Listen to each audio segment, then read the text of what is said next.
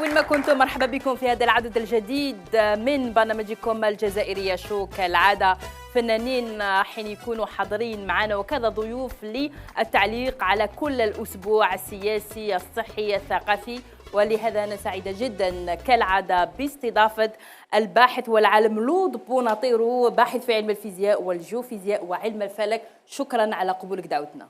أهلا بكم، شكرا لكم. كما أرحب بالسيدة ياسمين بير الأخضر صاحبة وكالة جو إيفنت. مرحبا بك. ميرسي بوكو. ميرسي. كما أرحب بالإعلامي توفيق بدني. مرحبا بك أنيسة وبالجمهور والضيوف. أكيد عادل في الأخير باش نكملها. نعم. حمزة زكار مرحبا بك. مرحبا بكم ومرحبا بجمهورنا الكرام. اليوم إن شاء الله نضربوا دورة خفيفة، حكاية شابة، تبعونا كالعادة. وعادل محمصاجي. عليه شكرا أنيسة. بوحدي نقول لكم برك بلي مريت ثاني اليوم. أنا كل سمانة نجيب مرض جديد، أنا نديكوفري في كيما عندنا الأستاذ يديكوفري عفايس، أنا ثاني نبحث عن أمراض. خير وش بك؟ لا غريب. نو لا غريب اسمح لي مي نروحوا. بريسيزي واش من قريب. لا غريب ستوندار تاعنا اللوكال.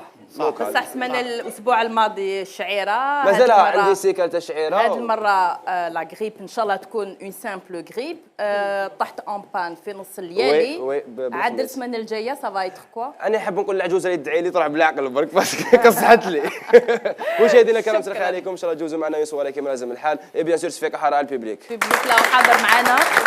وكذلك نرحب بلوركاز خلاحي يرافق الفنانة اللي راهي حاضرة معنا اليوم. نروح ونكتشفوها سويا تحت صفيقات الجمهور.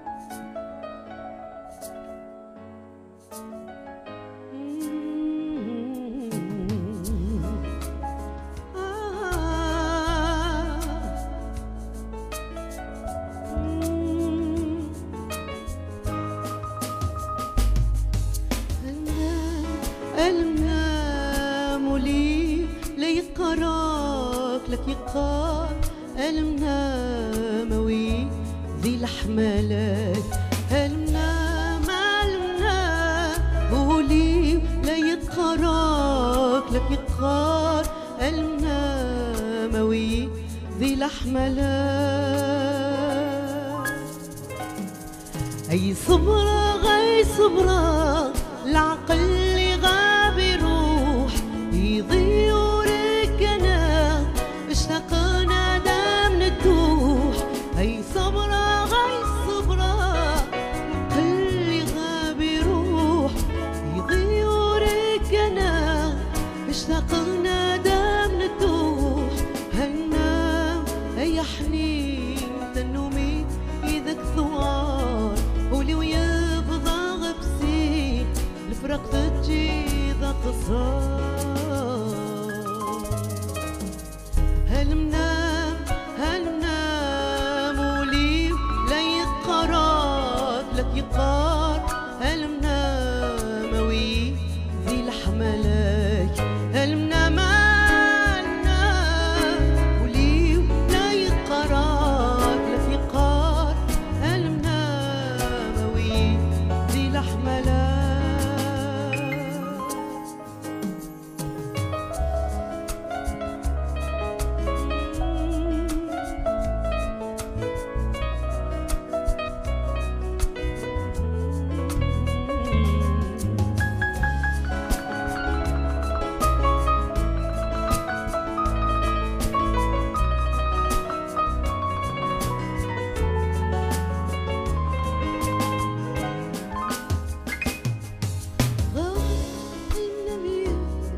زعما ثكيتش هي نوي تعضاض الساثواني فوقي ذاكي ثوالي أي غار المنامي. زعما ثكيتش هي نوي تعضاض الساثواني فوقي ذاكي ثوالي. هل منام أي حنين تنومي يذك ثوار ولي ويبضى غبسي الفرق تجي بخسار. هل منام ولي لا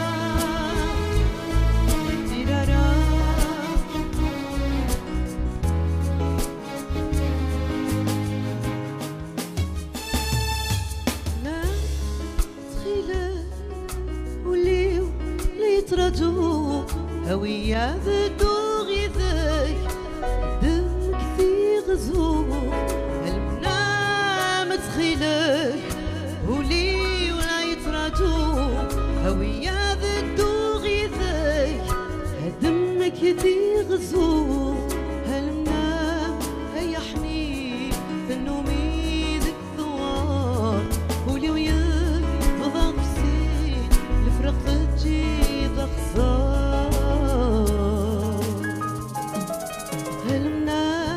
هالمنام ولي ولا يقرب لك يقار هالمنام وي ذي الحملات هالمنام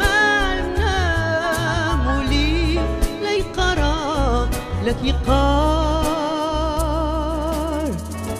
المنام وي ذي الحملات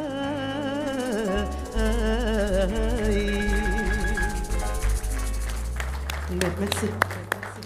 الفنانة القديرة نادية بارودة حتكون معنا في سهرة اليوم. نعاودوا نصفقوا تحت تصفيقات أكيد الجمهور. إذا نادية بارود نقدر نقولوا من أشهر الأصوات النسائية في الأغنية القبائلية. شكرا على قبولك دعوتنا. شكرا لكم. مساء الخير عليكم. مساء النور. شكرا على هذه الاستضافه الشابه والحلوه واني بزاف يعني سعيده اني معكم وان شاء الله نجوزوا ان شاء الله نقضيو وقت ممتع. نخلوك ترجعي باش نقولها بك تغني لي في عرسي. سي بون سا ديبون ولا ماشي كيش يقولوا 29 فيفري تاع دون 4 لا لا لا لا مازال نقول لك برك راكي الفنانه 150 اللي عرضها 151 ما كانش مشكله بزاف عادله. مي ان توكا في الاغنيه القبائليه ونقولوا من بعد نتكلموا انه ماشي غير في الاغنيه القبائليه ولكن مختلف الطبوع. من بعد نتكلموا على كل هذا الشيء. اذا نعودوا كذلك نرحبوا بالاوركستر اللي راح يرافق الفنانة نادية بارود طيلة سهرة اليوم. مشاهدينا نروحوا إلى جينجل شو بوليتيك ورانا راجعين.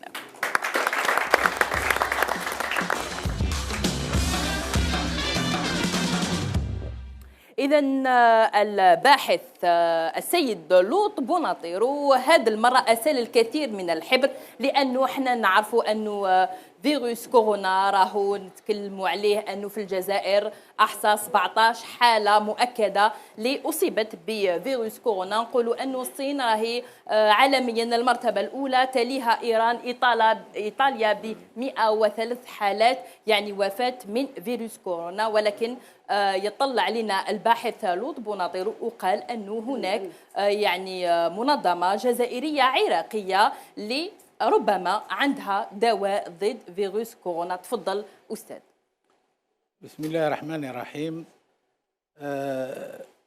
فعلا منظمة المبدعين والبحث العلمي اللي راهي موجودة منذ 2009 باعتماد من دولة تنشط في كل ما هو اختراع إبداع في مختلف الأنشطة حتى في الإبداع الفني أو الرياضي فلدينا مجموعة باحثين في كل ميدان يشتغلوا. وهذه المرة فرقة الطبية الخاصة بدراسة الفيروسات بالتعاون مع فرقة عراقية تمكنوا من اختراع علاج جديد ضد فيروس كورونا. وكان الفضل لهذا الفريق أنه قام بتحاليل مخبرية وأكدت هذه التحاليل الأولية أن هذا الدواء ناجع لهذا النوع من المرض. هل هذه التجارب كانت على فئران تجارب مثلا أم حيوانات أستاذ؟ يعني هل يعني جربوها أنها يعني تعالج نهائيا فيروس كورونا؟ بطبيعة الحال تم تجريب هذا الدواء على حالات أفلونزا متقدمة يعني مشابهة إلى حالة الفيروس كورونا، والنتائج كانت جد حسنة، علما أن هذه الفيروسات هما عبارة على عائلات. هذا كورونا راهو مع عائلة تاع كل الفيروسات اللي عرفتوها في الماضي، انفلونزا الدجاج، البقر، يعني هذا النوع من الفيروسات خاص بالجهاز التنفسي. فأحسن يعني جرب هذا الدواء في حالة خطيرة يسموها انفلونزا الموسمية الحادة، يعني قريبة جدا من، ولكن فيروس كورونا راهو صعيب وقاتل على يعني اون سامبل غريب، ولا حتى ولو كانت حادة، زكام حاد يعني. لا فيه تضخيم في الإعلام على أن هذا الفيروس أصعب من الآخرين. ميزة هذا الفيروس هو في سرعة تنقله فقط، نعم، من شخص إلى آخر. أما يعني الضرر اللي راح يسبه للجسم الإنسان مثل الانفلونزات اللي عرفناها في الماضي. نعم. سيد لوط بوناطير، هذه المنظمة يعني معتمدة دوليا. نعم. شحال فيها عدد الجزائريين، لأنه هي شراكة بين الجزائر والعراق؟ شحال فيها من جزائريين مخترعين يعني في هذه المنظمة؟ حاليا راه فرقة تاع بحث تتكون من 3 جزائريين و3 عراقيين. يعني 6 هما اللي يكتشفوا أنه هناك يعني دواء، هو دواء ولا لقاح ولا فاكسان ولا يعني؟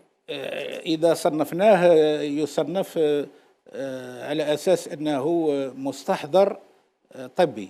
نعم. لأن في هذا العالم كاين ما يسمى بالدواء، كاين ما يسمى باللقاح، كاين ما يسمى ب كما نقولوا احنا منشط طبيعي، ولكن هذا العلاج ضمن عائلة ما يسمى بالمستحضر الطبيعي الطبي. نعم. سيد لوط بوناطيرو، بما أنه هذه المنظمة هي معتمدة، ولكن وزارة الصحة بعد تصريحات سيد لوط بوناطيرو كذبت وقالت من المستحيل أنهم اكتشفوا دواء ضد الإنفلونزا. هل تشوف أن هذه التصريحات يعني هي تقلل من قيمة الباحث الجزائري؟ ولو كانوا باحثين من دول أوروبية كنا نستعرفوا بهذا الدواء، هو تقليل من شأن المخترعين الجزائريين، ولا يعني احنا ما راناش فاهمين يعني هذا اللبس ولا السؤال؟ لا، هي ما كان حتى تصريح، وأتحدى أي إنسان يجيب تصريح من الوزارة أنها قالت هذا الكلام. البارح العشية خرج فيديو من الوزير نفسه باش يكذب هذه الأشياء، وين قال أننا نحن نحترم هذه المنظمة ونتعامل معها، والرجاء منها أن تتصل بمخبر باستور، والكل ننتظر الآن ما يسمى بالتحاليل التي سوف تؤكد التحاليل اللي درناها في الخارج. يعني ما كاش هناك تصريح من وزارة الصحة أنها تكذب هذا ما كاش بل فيه تضليل. الإعلام دائما فيه من ينشط في وسط الإعلام لتنوير الرأي العام، وفيه لتضليل الرأي العام وزرع الخوف والهلع. نعم. للمواطنين. احنا رانا هنا باش نزرعوا الامل. نعم. لان كلكم تعلمون ان العلم هو نور ورحمه للعباد. نعم. سيد لوط بوناطيرو، هناك من يعني قارن هذا الدواء ضد فيروس كورونا مع دواء رحمة ربي للمخترع الجزائري زعيبط، يعني كان هو قال لك أنه هو يعني دواء ضد مرضى السكري، والآن هو بتركيا، هو ربما راهو يبيع هذا المنتوج الجزائري بتركيا. يعني قارنوا هذا الدواء يعني اللي قلتم أنه اكتشفتوا هذا الدواء ضد إنفلونزا يعني فيروس كورونا بدواء زعيبط، وش تعليقكم؟ كاين فرق بين الدواء تاعنا احنا مستحضر وهو مكمل غذائي، يعني علاج، فهمتي؟ هذه من الجهه الثانيه فعلا هذا الباحث عانى لاخراج يعني اكتشافه، ولكن في نفس الوقت سرح لنا الطريق شويه باش حنا كي رانا نجو الناس ما مشي يهضروا ويحاولوا يحطموا هذه الاكتشافات. بدل المستوى تاع الثقافي تاع الشعب وتاع المسؤولين يرقى شويه، لان عشنا هذه الحالات. اذن الان اصبح القبول احسن من ما جرى إلى نعم. هذا البحث. وهناك من يقول سيد لوط بوناطيرو أنه هو يعني باحث في علم الفلك والجيوفيزياء، يعني ما علاقته بربما الطب والاكتشاف الطبي هذه يسموها القراءات الخاطئة للصحافة أو لعامة الناس، لأنهم لم يقرأوا يعني تصريحاتنا كما ينبغي. هنا أيضا تفضل. هذا المنبر نفهمه ربما المشاهدين. أتحدى أي شخص يجيب مقال في الصحافة أو فيديو تكلمنا احنا فيه وقلنا لي بلي أنا اكتشفت. أنا لم أكتشف هذا الدواء لأن لست طبيب. أنا أقول فقط أنني رئيس منظمة المبدعين، وراجع الشرف لي أن أعلن للرأي العام هذا الاكتشاف، وهذا من دوري لإطمئنان الناس أن فيه باحثين على المستوى العالمي، واكتشفنا في الماضي عندنا كل واحد عنده سلسلة اختراعات والبحوثات تاعو. يعني جميل جدا. اليوم من المستفيد؟ البلد اللي راح يستفيد من هذا الدواء سيد لوط بوناطيرو، هل هي الجزائر، العراق، أم ربما الدولة اللي راح ربما تأخذ على عاتقها يعني مصاريف العلاج؟ والله حسب ما رأيت تمشي الأمور إن شاء الله الجزائر مع العراق هما اللي يستفيدوا الأولين، لأن فرقة البحث مشتركة وتمت التحاليل في بلادهم ورانا دوك نأكدوا فيها في بلادنا فقط. وهذه يسموها احترام ديونتولوجية المهنة أو أخلاقية المهنة. لازم نمشوا في كل هذه المراحل قبل ما نعلنوا على وجود دواء. نعم. أتدرون أن ممنوع تمسي إنسان مريض في المستشفى إذا لم تكوني جزتي من كل هذه المراحل باش يخلوك تمسي مريض حقيقي. فاحنا رانا نتبعوا في هذه المراحل اللي هي أخلاقيات المهنة باش نوصلوا إلى على هذه الناس يجربوا سواء في الحيوانات أو في حالات مشابهة. نعم. هذا الدواء اليوم موجود في المخابر الجزائرية؟ غير موجود. هذا اكتشاف. احنا عندنا نموذج، يعني عينة نموذج، عندنا عدة نعم نموذجات، فأعطيناهم معهد باستور وراح يحلل فيهم، وإن شاء الله عن أيام قليلة المقبلة سوف تظهر النتيجة. ولكن نحن جد متأكدين لأن عندنا زوج خبرات نعم عالمية. جميل. وعندنا حتى تحاليل، يعني تحاليل تاع هذه الخلطة اللي فيها الدواء، نعم. اللي هي كلها بيو طبيعية، نعم. لا تضر. هذه الدراسات يكون في متناول الجميع لو كان النتائج تكون إيجابية سيد لوط بوناطيرو؟ لا، سوف نتعرض إلى شيء آخر نعم، اللي هو تصنيعه بشكل علب لكي يباع في هذا يأخذ واحد الوقت، ولكن في المستشفيات سوف تجدينه، لأن احنا نقدروا نعطوا الخلطة أو التركيبة للمستشفيات بدون سهولة. الأخرى تأخذ بعض من الأيام إذا استعملنا سلسلة تصنيع أدوية موجودة مثل صيدال أو غير ذلك، يفتحوا لنا خط إنتاج عندهم، وإلا نصيبوها في المستشفيات. في المستشفيات أعطينا الخلطة الرئيسية تاع الدواء سيد لوط بوناطيرو، هل هي في المتناول الجميع؟ ربما كاين اللي يقول لك الثوم، كاين اللي يقول لك لا هذه خلطة تاع الباحثين ماهيش في متناول الجميع. لا ماشي قضية من حيث الكلفة، سوف تكون من إمكانيات أي إنسان يعني. نعم. من حيث الكلفة يعني.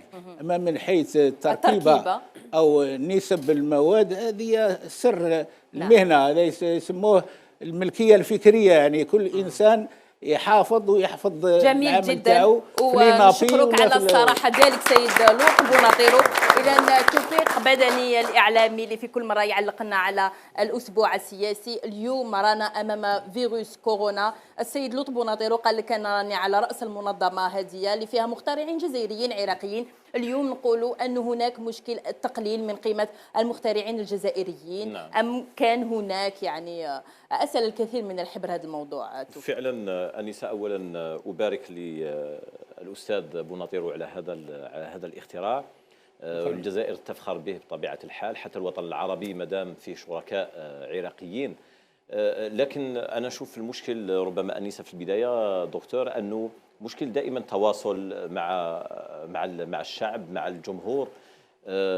ربما البداية على الإعلان نتاعو كان بطريقة ربما عبر وسائل الإعلام هكذا في بلاطوهات كهذا. كان من المفروض أنه مدام الإنتاج هو من أيادي جزائرية مع خبرات عراقية، كان من المفروض أنه يتم التواصل مع وزارة الصحة الجزائرية، يعني في إطار رسمي تنظم ندوة صحفية في البداية لطرح هذا الموضوع حتى تزول كل شبهات. لذلك ربما شفنا احنا في مواقع التواصل الاجتماعي كانت عدة تساؤلات، وما زالها ربما تساؤلات أستاذ إلى يومنا هذا. أولا نعطي لك مثالا، حتى التساؤلات التي يعني تدور في خاطري هي لماذا لم يتصل من البداية بمعهد باستور؟ ذهبتم إلى مخابر أخرى، هذه المخابر لا نعلمها، هل هي أوروبية أم في العراق أم في مدن أخرى؟ هل بالإمكان أنك تطلعنا من هي يعني على الأقل قلت مخبرين فيه يوجد الثالث. ثالثا قلت أن هناك خطوات يجب أن تكون من أجل يعني الحصول أو الأخذ ببراءة الاختراع في هذه الأدوية، على رأسها منظمة الصحة العالمية. هل أخطرتم منظمة الصحة العالمية بوجود هذا الدواء؟ ثالثا هناك تكالب، هناك إن لم نقل تكالب يعني تنافس شديد جدا مع المخابر الدولية في أوروبا، في أمريكا، في الصين بذاتها، يعني صاحبة المنشأ هذا الفيروس. تكالب لوجود اللقاح. وكي نقول لك وجود لقاح أستاذ، لست مختصا بطبيعة الحال، أنا إعلامي، لكن ما نراه أنه في مثل هذه الفيروسات نقول أنه هناك نبحث عن لقاح، عن فاكسان، من أجل يعني لا مكمل غذائي ولا مستحضر. كي نقول مستحضر دي كومبريمي، كيف يقدم هذا؟ نظن أنه هذه مجموعة من التساؤلات كانت ربما ستزول لو عقدت ندوة صحفية رسمية مع وزارة الصحة الجزائرية بطبيعة الحال، أو لقاء مشترك مع حتى العراقيين مادام العراق هي عضوة في هذه الجمعية. قبل ما نعطي لك الكلمة دكتور، أنا نقول بأنه بالرغم من كل هذه النقائص في التواصل بطبيعة الحال، لكن الشيء اللي نشاهدوه للأسف الشديد أنيسة، أنه مواقع التواصل الاجتماعي والجزائريين والعرب بصفة عامة يقللون من شأن علمائنا، يقللون من شأن مبتكرين. لو سمعنا أن هذا الدواء موجود في فرنسا وفي دولة أوروبية أو أمريكية أو غير ذلك، كنا نعم نفرح ونهلل ونصفق وننتظر بفارغ الصبر متى يأتينا هذا الدواء. لكن دائما أننا نقلل من شأن بعض العلماء الجزائريين والعرب. وللأسف الشديد أنا نقولها بين قوسين، بعض الحمقى في السوشيال ميديا للأسف الشديد. أنا نقولها بهذه العبارة لأنه تجد إنسان لا مستوى لا غير ذلك، لكن يقدم في تعليق ويأخذ صداه ويأخذ مدى، وهو لما تسألي عنه لا تجدي عنده حتى مستوى الابتدائي، فنجده يتكلم عن أستاذ وعن دكتور وغير ذلك. فلك الكلمة دكتور. والله هذه نقطة جد حساسة التي تفضلتم بها، يعني كيفاش جات؟ لازم نتساءلوا كيفاش أصبح يعني الباحث عندنا يهاجم. هذه الأسباب تاعها أن أولا ما فيش مستوى ثقافي لدى الشعب أو الأمة حتى ما عند المسؤولين باش يعرفوا كيفاش يفرقوا بين الخبر الصحيح والخطأ، لأن وسائل الإعلام دائما تجوز في التلفاز غير الموسيقى أو الرياضة أو أشياء تلهي الناس، ولكن ما كاش ندوات علمية أو تحسس الناس أو تثقفهم. يعني لو تحسبوا عدد حصص ساعات الرياضة في أي قناة لا يعد ولا يحصى، ولكن العلم ما فيش ما دقيقة في اليوم. هذا يخلي الناس نهار يسمعوا خبر ما يعرفوش يفرقوا، لأن ما عندهمش ثقافة سواء لدى المسؤولين أو عند الشعب. يعني هذا هو المرض اللي نعاني منه. زيد إلى ذلك أن وسائل الإعلام الغربية تضخ لنا في الأخبار أنها يوميا تكتشف كواكب جديدة، دواء جديد، وإحنا يورو تصور أننا نتقاتلوا في بيناتنا. سيد لطفي بوناطير، برنامج الجزائرية شو على قناة الجزائرية 1 في كل مرة تفتح أبوابها، يعني نتكلموا على العلم، نتكلموا في يعني سيد لطفي بوناطير جلست معايا 3 ولا 4 مرات. الموسيقى حاضرة، كي يكون فن عريق، ويعني هذو هما الطبوع الجزائرية الموجودة. نتكلموا على الجمعيات، نتكلموا على كل شيء، فالإعلام يعني لا أنا لا أتكلم على قناتكم الموقرة. لا مانيش يعني نخصص كاين 2 ولا 3 نعم. قناة راهم يخدموا في الدور تاعهم الإعلاني الحقيقي، ولكن أغلبهم وخاصة عندما نفتح الإعلام على مصراعيه يعني في المكتوب، كاين اللي يخدموا مليح وكاين كيما عندنا احنا نفس الشيء. ولكن أنا حبيت نقول فقط أن في هذا المشكل موجود، مستوى الثقافي العلمي للشعب وحتى المسؤولين ماهوش كما ينبغي، لأن ما دخلناش إلى مجتمع المعرفة. أتدرون ما هو مجتمع المعرفة؟ هو العلم، هو السيد. التقرير العلمي هذا اللي وريته لكم هو السيد، هو اللي راح يغير المجتمع، ماشي بقرار تاع سياسي، لأن السياسي لا علاقة له مع حقائق الأمور. هو ربما مهمته شكلية، يعطي الخبر، ولكن إذا لم يكن قراره مبلور باستشارة علمية. على هذا السبب أنا في برنامج الرئاسي تاعي قلت ضرورة خلق مجلس علمي في كل هرم السلطان، انطلاقا من الرئاسة إلى البلدية، باش المسؤول ما ياخذش قرار وحده. نعم جميل. حتى يستشار العلميين. فقط هل اتصلت بك وزارة الصحة؟ نعم حتى نحن نقاط أخرى نعود نولي إلى قلت لك أتحدى أي إنسان يجيب حقيقة أنهم لم يستقبلونا. البارح هو خرج غير باش يكذب نعم. الوزير نفسه كذب هذه الأشياء. عامل الوقت مهم جدا في يعني حضور هذا باش الدواء يكون واجد. متى يتم الإعلان رسميا على أنه هذا الدواء ناجح؟ احنا لم نعلن بعد على اكتشاف دواء جديد. احنا برك أعلنا على الحدث، يعني كاين حاجة صارت في الجزائر والعراق أعطينا عمومياتها ولم ندخل. قلنا عندما ننتهي من احترام أخلاقيات المهنة، يعني تأكيد بمخبر ثاني، نخرج بكل تفاصيل والباحثين سوف يفسرون كل شيء. فيروس كورونا لأنه راهو حديث الأسبوع، حديث الساعة. الفنانة القديرة نادية بارود حاضرة معنا، نقول في كل مرة أنها تبتعد أحيانا ثم تعود. هل هو اختيار أم يعني نقولوا ظروف الحياة؟ نادية بارود طولتي الغيبة، طولتي ظروف الحياة، لكن طبعا واحد يظهر مش باش يظهر. أنا دائما هذا سما يعني فلسفتي في الحياة.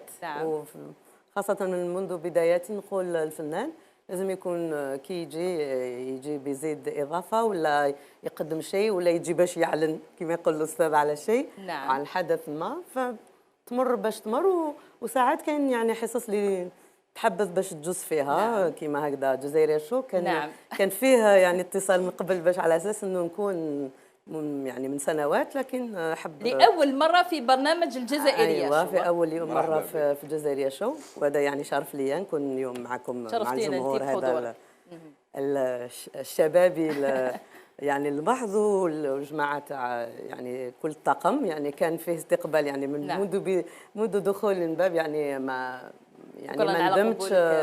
وهذه هي وكاين يعني حاجه من متواجد هنا، هذا هو نعم اكيد من بعد نتكلموا عليه.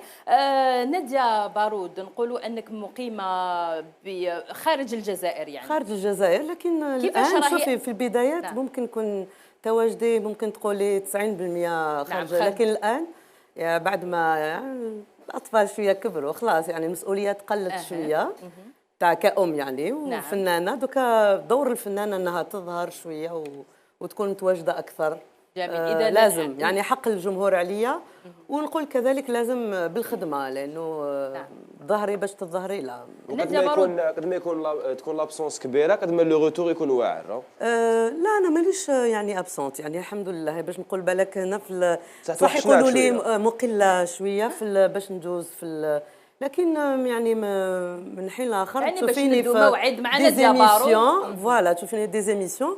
لكن ولا شرحتي مثلا الناس دوك الان يعني نشوفوا الشباب كلهم نقولوا التواصل الاجتماعي. نعم. انا مثلا في قناتي في اليوتيوب متواجده كل وين راني ونخدم. اذا مهتمه بمواقع التواصل الاجتماعي. طبعا انا حتى ماشي انا مهتمه، لكن كاين انسانه حبوبه تاعي صوفيا هي اللي نعم. هي يعني مهتمه بهذه الشؤون. انا ما عنديش وقت انا يعني باش نقول لك لكن فتواجدين مازالني نشتغل وحفلاتي. نحن نطرح عليك سؤال دابا نقولوا انه لا نوفيل سين مهتمه كثير بالانستغرام والفيسبوك واليوتيوب. لازم. هل هذا يعني خلى الفنانين اللي الناس يحبوهم يعني شفناكم كانكم ابتعدتوا لانكم ربما ما راكمش عبر مواقع التواصل؟ لا لازم تكوني هذا لازم تواكبي. انا قلت كما قال لك العلم لازم حبيتي ولا ما حبيتيش، بالرغم انه انايا متحفظه شويه في الموضوع هذا. يعني ماشي كلش متواجده باعمالي بجولاتي واش ندير يعني تسيبيني اخر حفله مثلا عملتها وماشي بعيده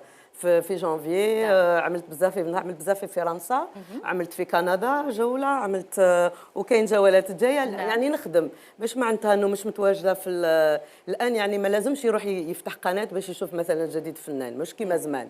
اذا ما فتناش في القناه يقول لك هذا غاب الان درك يعني في التواصل الاجتماعي قال تشوف من غيسونت دات باللي خدمتي. فلازم هذا الفنان ولا شغليتها شويه بلوس بالهاد لي ريزو اكثر من قنوات.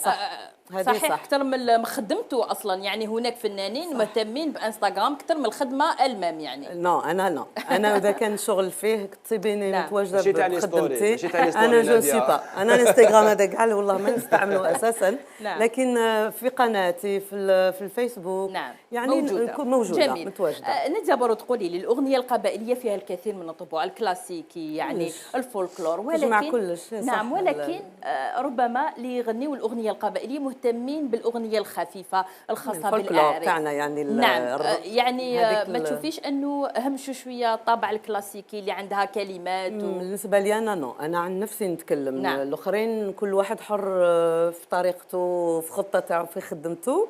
انا من بداياتي دائما كنت نغني اجتماعي، والاجتماعي بالرغم انه ممكن تفوتيه لانه كنت نغني للمراه واش يعني الحاجات الاجتماعيه من بداياتي معروفه. يعني نتكلم على كل خاصه المراه مثلا انه انا طبعا مراه فنتكلم على الجزيئات اللي موجوده في المجتمع. فنحب نعبر بكاع لي مود سواء شعبي سواء كلاسيكي. فانا ماشي زعما شو با زعما نفان باللي لازم يكون هذاك الايقاع الراقص والفولكلور. بالرغم انه انا نحب طبعا ما كانش وحده في في البيت القبايلي ما تسمعش هذاك وحتى الشباب كامل يحبوا الايقاع الخفيف. نحبوا التراث تاعنا. والتراث احنا طبعا من زمان نشوفوا احنا ورا الخلف يعتمد على هذاك لو ريتم تو. لكن انا يعني نامن باللي لازم تكون تنوع. بين قوسين نقولوا انه ندى بارود ماشي غير اغنيه قبائلي ولكن دير كامل الطبوع في الاعراس. والرغم هذه هي انيسه ما كاينش واحد البروبليم كاين ان الرجال يغنيو عن النساء ونساء يغنيو عن النساء، يغنيو على رواحتهم. شكون يغني على الرجال؟ لانه النساء يتخبطن في مشاكل في خاصه بنا. كبيره. غنيو علينا اغنيه هكذا شابه. لا نغنيو على العاطفه، نغنيو على الزوج، نغنيو على الابن. انا غنيت لكل واحد. غنيت كل هذا. لازم الفنان هو كما نقولوا مرآة المجتمع. ولازم واش يصيب يعني اوتور دو لوي في المجتمع لازم يقول لك لازم الرساله. جميل جدا. ندى بارود من بعد نتكلموا على حاله الفنان في الجزائر. مشاهدينا فاصل ونواصل. زيار ما تفهم.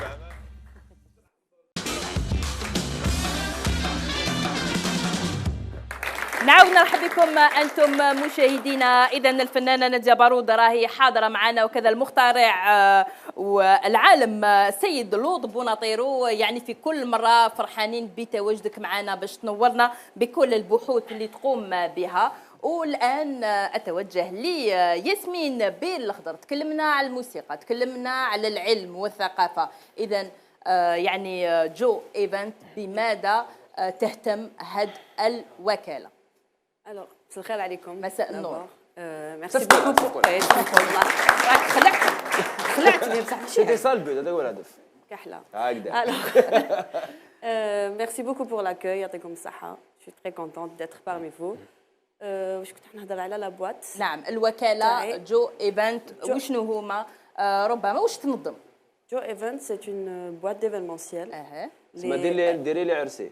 درت لافير كاع صبت لا شونس. صبنا لك الدواء تاع كورونا فيروس. عاد صبنا لك الدواء تاع كورونا فيروس. ناديه بارود ان شاء الله تكون حاضره في عنده الكورونا. هذا وين فوق تدي صباح الخير. اذا تفضلي. تهتم وكاله جو ايفنت بعده عادل ومن بعد كملي. Des événements, ce que je propose moi, c'est des événements à thème. Donc à chaque fois que je lance un événement, il y a un thème précis. Par exemple, si je fais un événement latino, il y aura l'atmosphère, elle sera à l'espagnol ou là, que ça soit le dîner, le libas, les chanteurs, les musiciens, les danseurs, si c'est il a les danseurs. Après. ما كاينش غير لاتينو، كاين دوطخ كابيل، كاين كابيل، ناديه بارود بقوه. جو سي ان تران دو بارلي دي زيفينمون اللي درتهم. جاز يعني كابيل جاز. سكون افي جو في بليزيور تيم، مي باش بديت بلو تيم اللي نحبو لو بلوس سي لو تيم الجيروا، باسكو جو سي تري نوستالجيك اي جادور لا كاسبا، جادور تو سكي حوزي الجيروا. دونك اون فوا رحت لا كاسبا اون فيزيت، تلاقيت بون ميزون كو دو كور. كو دو كور. غير شفت الدار ان شاء الله تعودتي مازال السنه. غير لحقت للدار جو مي سي ديت بوركوا نو با فير دي زيفينمون لهنايا نتفكروا شويه ايامات زمان، نشوفوا شويه. جاتني لا نوستالجي وكان جاي رمضان، دونك جي لونسي قلت لا غير نبدا ونشوف. جي رامني دي شونتور كي شونت الجيروا، منهم سي مون فرير يعني واحد منهم سي مون فرير اللي سيد علي علال يفي دي فات اون سو مومون يرونتر يشونت حوزي. بس قولي لي ياسمين، هل هادوما الان كما القصبه راكي تهضري قلتي تخي نوستالجيك وسيد لوط بوناطير ووليد القصبه يقدر يعلق لك على هذا الموضوع، يعني هل هذه دوك يعني نصيبوك بصفه يعني دوريه نصيبوك في القصبه في هاد لي زيفينمون، ولا ديريها مره مثلا في العام؟ ولا في رمضان العام اللي فات جي في بريسك تو لي ويكاند.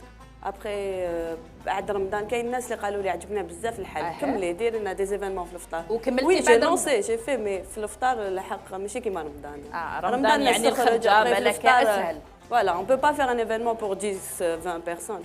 في رمضان الناس تخرج، مي في الافطار تما سا دوفيان بريفي لا درتي غير 10. نعم سيد لوط بوناطير، هل هكذا كي نعاودوا نديروا قاعده عاصميه نعاودوا صح نتفكروا، ولا روحت القصبه راحت؟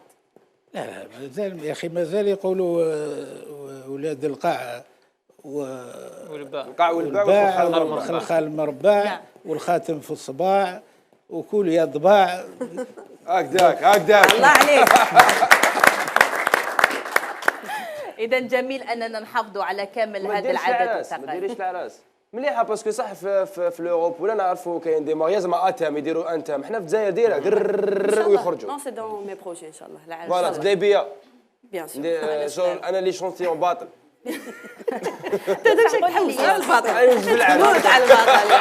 ياسمين اكيد سي بيان هايدو ما قلتي لي انك درتي قاعده قبائليه، اكيد بهذوك الازياء درتي قاعده عاصميه، درتي لاتينو، ولكن لما نتكلم على التراث الجزائري اكيد حنايا رانا موجودين في الجزائر، ولكن الناس في الغربه راهم يحنوا لهذه القعدات. هل ما مش يتصلوا بيك مثلا؟ والله غير جي لوكازيون دو بارتير aux États-Unis ريسامون. ورحت وكانوا يكتبوا لي دي جون اللي يسكنوا في كندا، يسكنوا كي كنت ندير هكذا تاع لا كاسبا يقولوا لي وعلاش ما تجيش تجي ديري لنا. قلت لهم ما كاينش دي زوندروا كيما لا كاسبا، ولا لازم نتوما تجوا بلادكم. مي كوم جي eu l'occasion de partir جي في كالكو تروك تما درتي قاعده في الولايات المتحده بالطعام وفي سان فرانسيسكو. سان فرانسيسكو قاعده وبالطعام وكيف كيف، وجبت ميم لي يافي دي شونتور تما اللي ساكنين تما. جميل. كاينه كوميونيتي الجيريان يعني كونت. جميل. ياسمين قولي لي زيفينمون مليح انه كاين مواعيد، ولكن على بالك غدوه وشنو؟ اليوم رانا السبت، غدوه الحد. غدوه الحد ساعه وشنو؟ غدوه سي بور لي فام، غدوه سي لو 8 مارس، سي لا جورني انترناسيونال دو لا فام. وقعت غير لي فام يغنيو عن نساء، لي زيفالمون ننسى كلش ننسى. عندنا نهار في العام. عندكم 387 يوم ماشي 65 يوم انتوما. اذا نجي معليش نجي غدوه. نجي زعما ما هضرتش ما قلت والو. خلينا نشوفوا. عادل خليها تفهمنا واش راح دير هكذا نشوفوا. اذا جو ايفن. نعم تفضل. ملاحظه نعم على تفضل. اخواتنا النساء بصفه عامه وقروب نعم عيد المرأة. أنا نشوفوا لي بلي في كل أنحاء العالم وفي الجزائر العنصر النسوي راهو يتطور بصفة فائقة إلى درجة أن في الفرقة تاع البحث تاعنا اللي راه مخترع هذا هو امرأة. هذه اللي وفي الفرقة عندنا زوج نساء.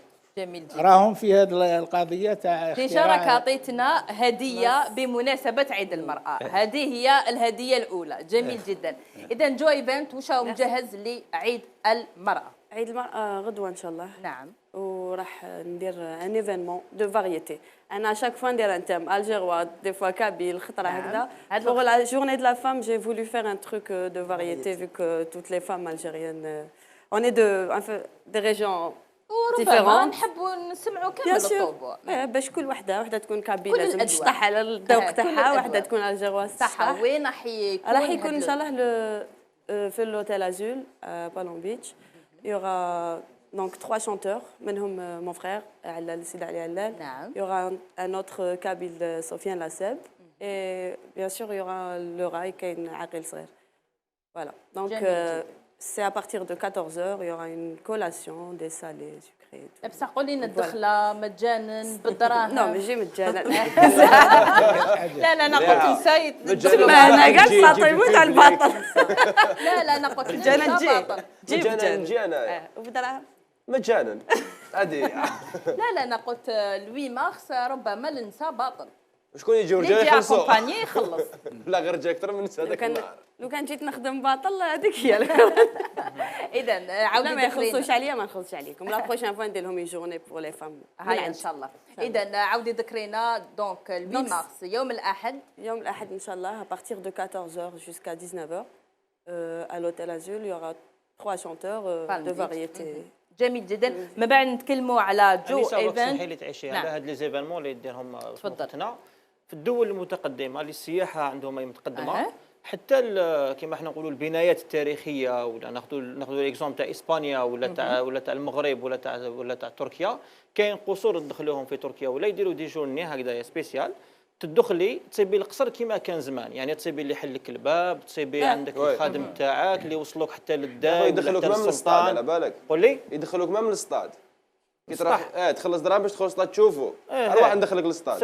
سيتادير يديروا كامل هاد لو شيما هذيك كيما كانوا زمان يستقبلوا السلطان ولا السلطان يستقبل الشعب تاعو باش يوروا للناس كيفاش هذيك الفتره كانت عايشه فيها هذيك الدوله. خلاص حتى الدوله الجزائريه تنجم تستغل هاد المبادرات هذوما. ديجا في الجزائر قبل ما نروح نريبريزونت لالجيري ايور، ديجا في الجزائر واحد يجي من الصحراء يجي لالجي ما يعرفش لا كولتور تاع كان يجي القصبه ما يعرفش الماكله باغ اكزومبل تاع لي زالجيروا، ولا انا نروح للوهران ما نعرفش شنو صح. يعني تبادل بين المناطق ماهيش موجود. جو فير دي زيفينمون تيم كولتوريل بلوس بعدنا. جميل. ما بعد نتكلموا على جو ايفنت وشو يحضر للشهر الفضيل.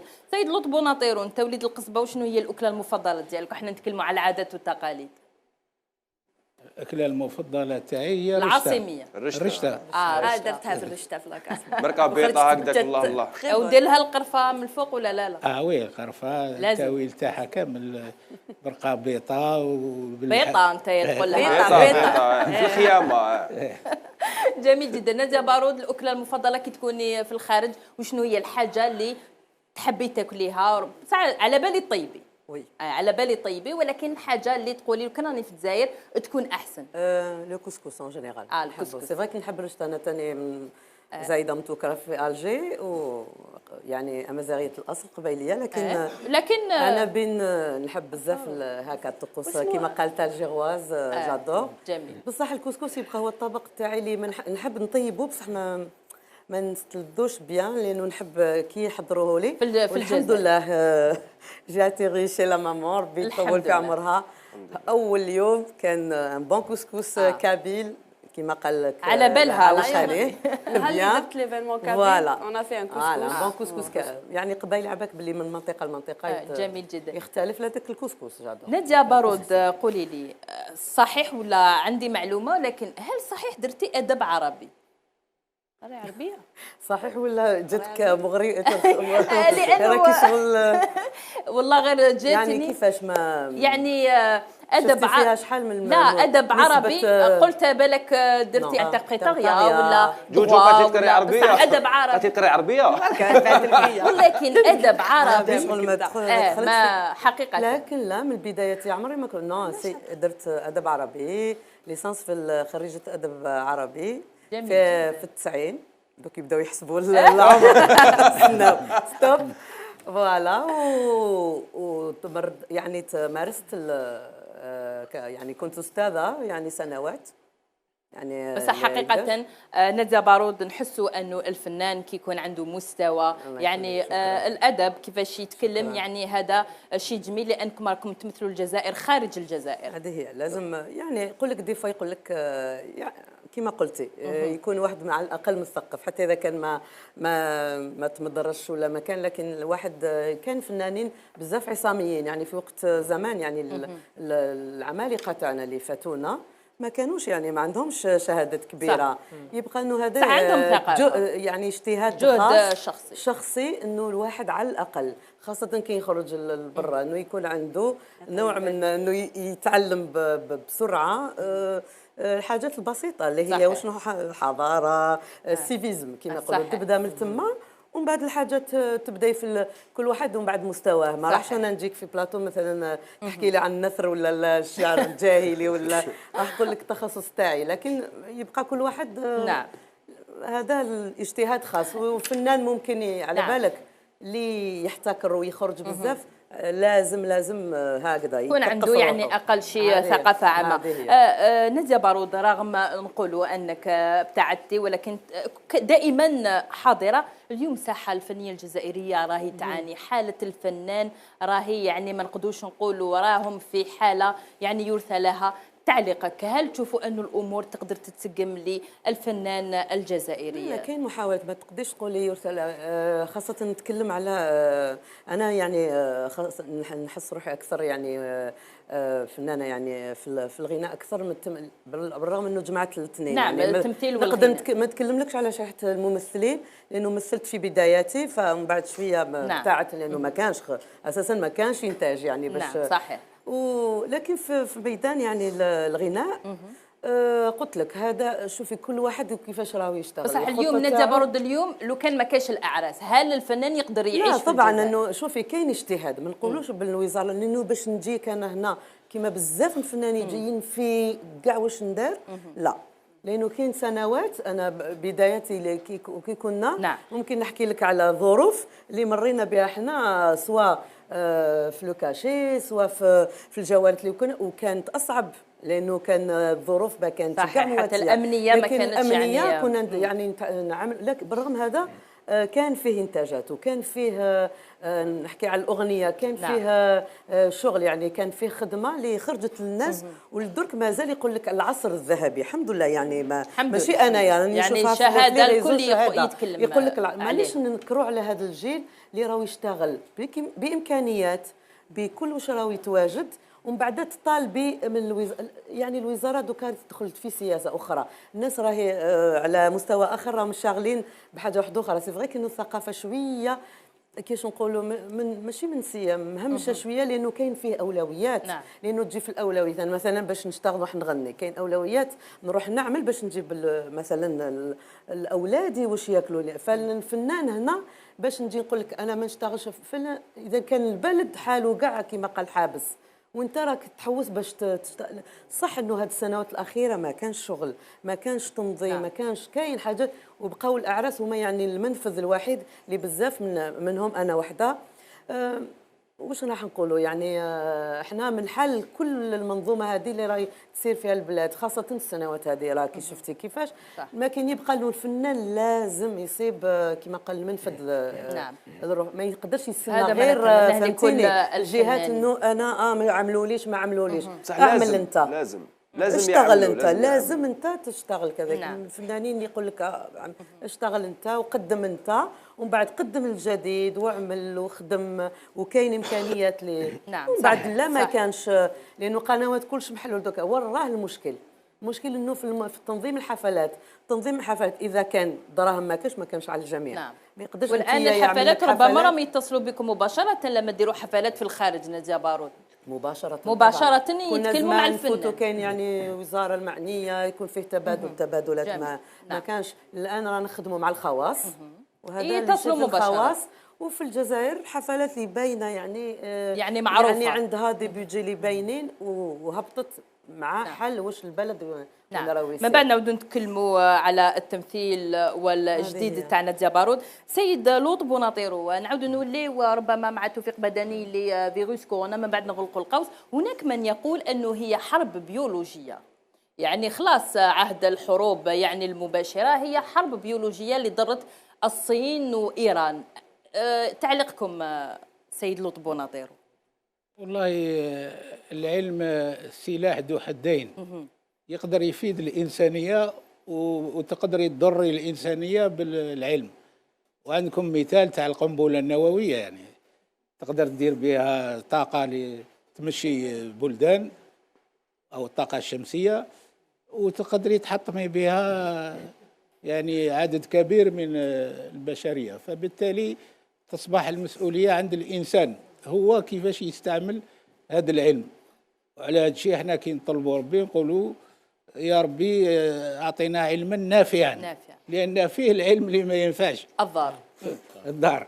فبالتالي هادو اللي راهم متقدموا في العلم فهموا هذه الامور اللي بلي باش تحطم بلاد اللي تنافسك ولا باش كيما نقولوا احنا تقضي عليها. خلاص هذيك الحروب التقليديه بالسلاح ويروحوا للبلد هذاك، الان قادرين بفيروس يصنعوه في المخبر يقضيوا على منافس. نعم. وهذا الانفلونزا هذو المختلفه داخلين في هذه الاشياء، لان منذ سنين وحنا نقولوا كل عام يجبدوا لنا انفلونزا جديده. نعم صحيح. نهار اللي فاقوا لهم حبسوا، عندها 5 سنين ما كاش انفلونزا، خاطرش كانوا وعدونا بانفلونزا الحوت، ولكن كي شافوا الناس ما يتبعهم دوكا معاودوا ولاو، وهي نفس العائله تاع لي فيروس. هما يتحكموا حاليا في فيروس خاص بالجهاز التنفسي. لو الان يكتشفوا فيروس اللي يقدر يحطم عضو اخر يستعملوه. اذا لوط بوناطيرو يميل الى انه هي حرب بيولوجيه نوعا. يا اخي تقاس البلدان حربيا، هل وصلت الى النووي؟ هل وصلت الى انتاج البكتيريولوجي؟ في البلدان هذو المتقدمين عندهم كل هذه الانواع من السلاح. نعم عدة أسلحة. توفيق بدني شفنا أنه حتى في ألمانيا وزير الصحة اللي ما صافحش أنجيلا ميركل، يعني وين وصل فيروس كورونا. نعم هو ربما حب إيماء باش يقول باللي يجب أن نتخذ احتياطاتنا ولو كان بين المسؤولين فيما بينهم. كما أنيسة ثاني ما صافحتنيش اليوم، كما الجميع ما صافحش اليوم عادل لأنه جانا انفلونزا. لكن كما كان يقول الأستاذ وهو مهم جدا، الجميع لا يستبعد أنه هي حرب بيولوجية أنيسة. لأنه علاه؟ لأنه من وراءها انتكاسة اقتصادية كبيرة جدا، ما تشهده الآن الصين، حتى البلدان أثرت حتى على الجزائر. يعني لما تسمعي باللي السعودية علقت كل رحلاتها عبر العالم. نعم. والدول الإسلامية الآن الكعبة فارغة، ما فيها وهي للأسف صورة الشديد جد يعني. مؤسفة نعم يعني. وهي صورة جد مؤسفة. هناك من علق ولا مرة كانت نعم ولا يعني مرة في التاريخ كانت الكعبة بهذه الطريقة. فبالتالي هي حرب اقتصادية بيولوجية، لكن تأثيراتها هي حرب اقتصادية بدرجة نعم أخص. حتى ولو نقولوا أنه فيروس كورونا هناك من يقول نعم هناك من يقول أنه هو خرج من مخبر صيني. هذا خبر مؤكد. نعم. فيروس كورونا موجود من 2015. كاين مقالات علمية، الناس كيحوسوا على معلومة يروحوا غير للإعلام. كاين فضاء آخر عنده مشكل سيد لا لطفي لا لا مع لأن يا للأسف نعم صح يهول بعض الأخبار الإعلام ملوث فيه يعني المليح والقبيح كما يقولوا. أما المصدر الحقيقي كاين فضاء آخر اللي تصيب فيه المعلومات صحيحية، اللي هي تاع العلماء هذو اللي راهم يكتشفوا ينتجوا، عندهم فضاء خاص به تاع الاتصال، اللي هي المقالات والمجلات المختصة. حبيتي خبر صافي علمي روحي حوسي عليه في المقالات العلمية، ماشي في الإعلام. إعلام أنا قلت لك مد وجزر بين حقيقة وغير حقيقة. إذن احنا كمختصين نعرفوا اللي بلي كاين مقالات علمية تنشر في مجلات محترمة. هذا الفيروس نشروه في 2015. نعم.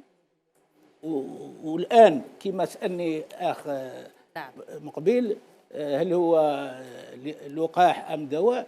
اللقاح يأتي بعد الدواء. عندما نجد المرض نشخصه، نحاول نجد له علاج، وبعد العلاج نخمم في اللقاح، لأن اللقاح يعني ما يعاودش يولي لك المرض.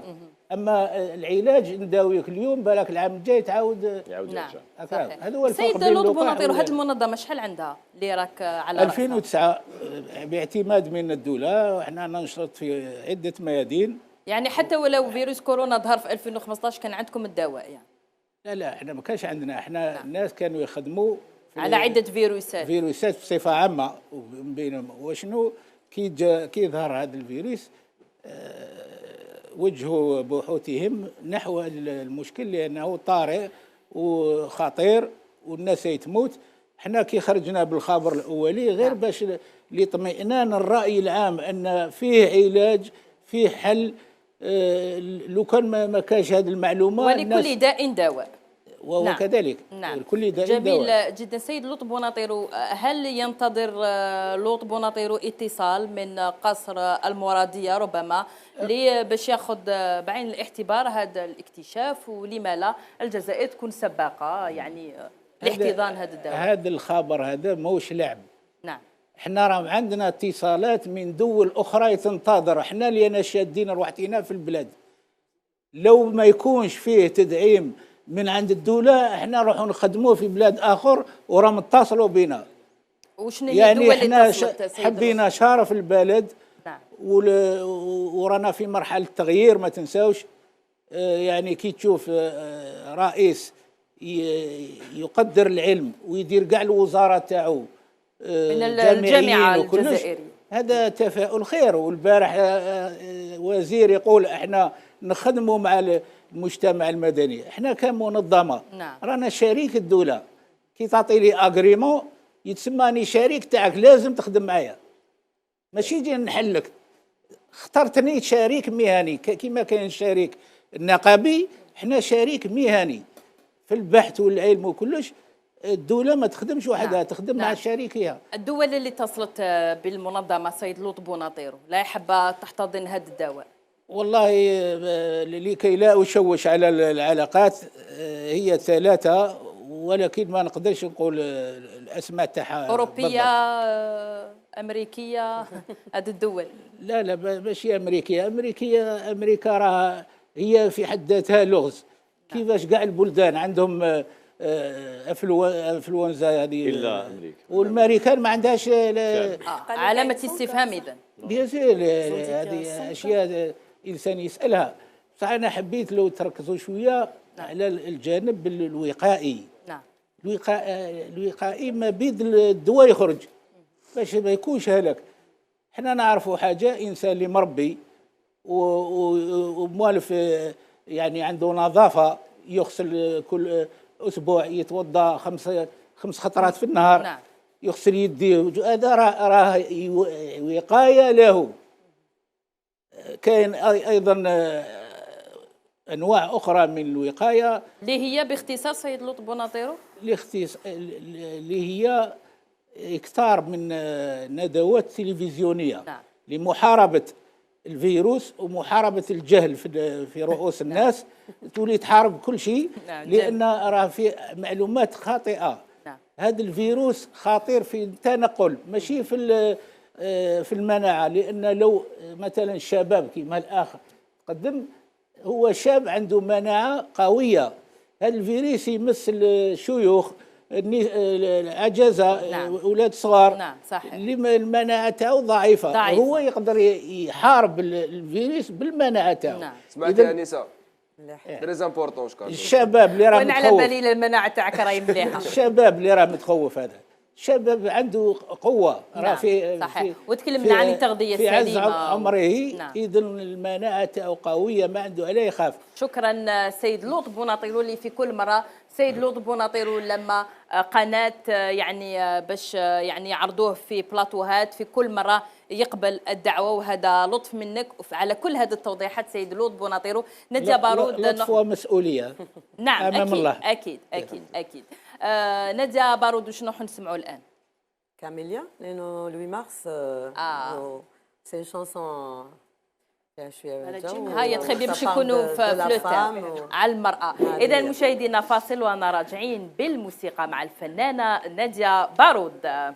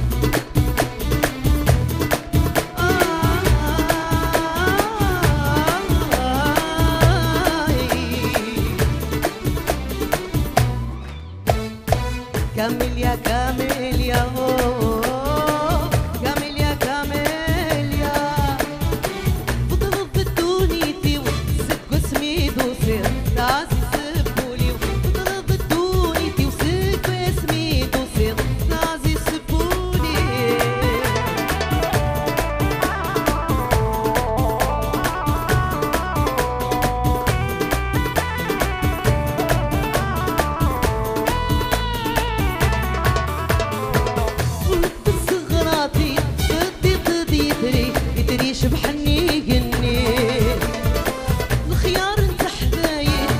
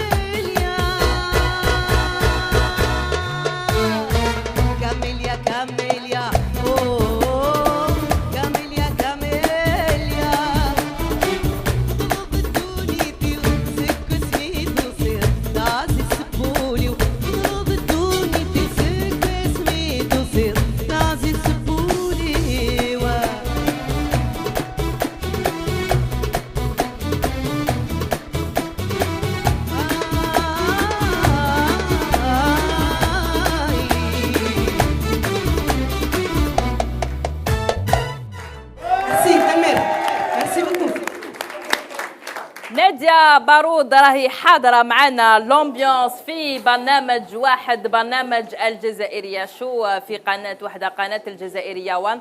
نروح لياسمين جو ايفنت. ما تحقيش الببليك، الا تحقي الببليك راني نكرهوا الببليك وتحقي الشونتيز ثاني لا حقيتي تغدوا مرحبا بك. صح مليحه هذاك الاغنيه مليحه تضبط عليها كورونا كورونا. الله يبعدوا علينا. امين.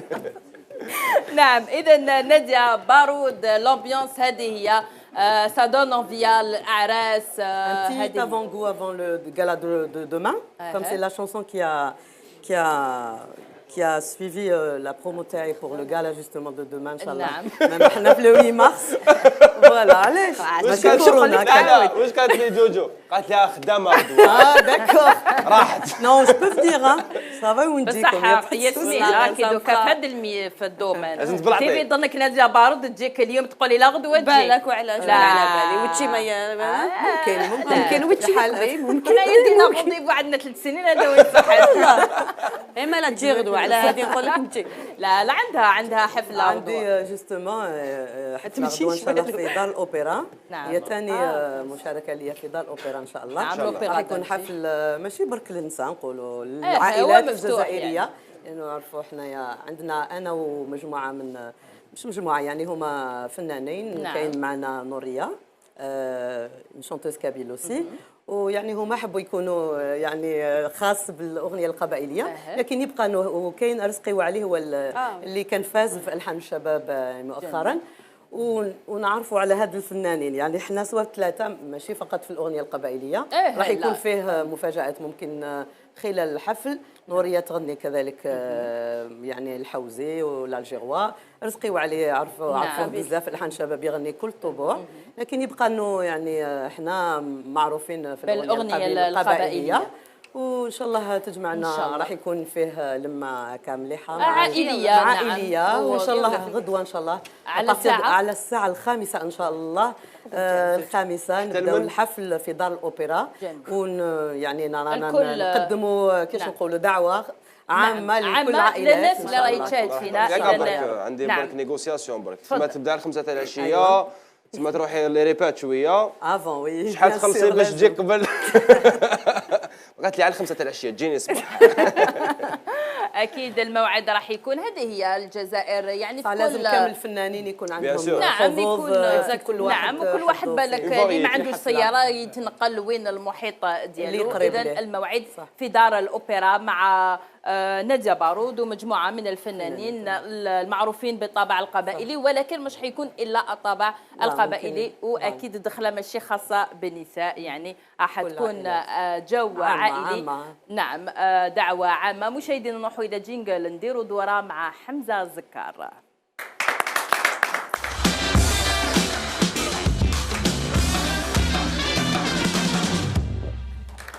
حمزه الزكار وينك حدير بينا دوره اليوم؟ كيكا برك شنو عندي تدخل.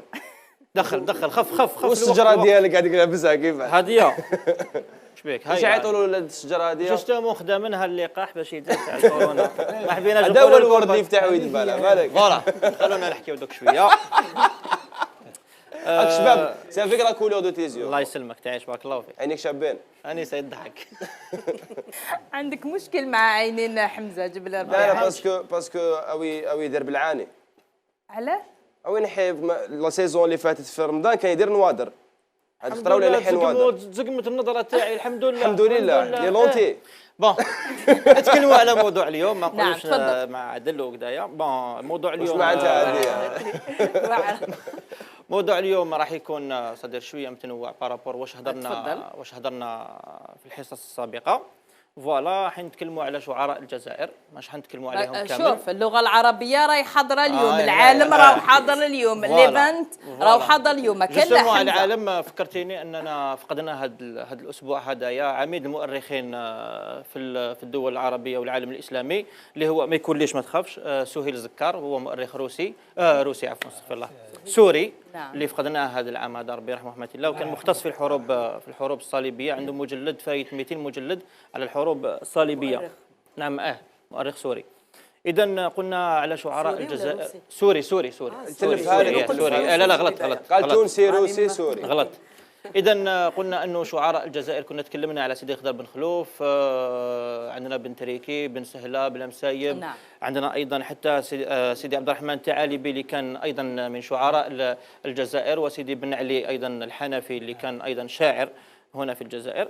الا انه هاد الدواوين هذوما غابوا علينا اليوم، لانهم ما تكتبوش. نوجدوا في تلمسان، نوجدوهم في الجواهر الحسان في نظم اولياء تلمسان، واما في الجزائر كانوا محتفظين بهم الباش قصاد اللي كانوا في الاولياء الله الصالحين، سواء سيدي عبد الرحمن ولا في بيلكور في سيدي محمد. كانوا يتمشاو اللي كانوا يغنيوا الشعبي انذاك، يتمشاو يعني هذا الباش قصاد هدايا باش يكتب له هذه القصائد هذوما باش يأديهم في اسمه في الاعراس من الاغنيه الشعبيه. من الامثله فوالا هم ليك اللي كيما حنا نقولوا القصايد كيفاش كانوا يتكتبوا.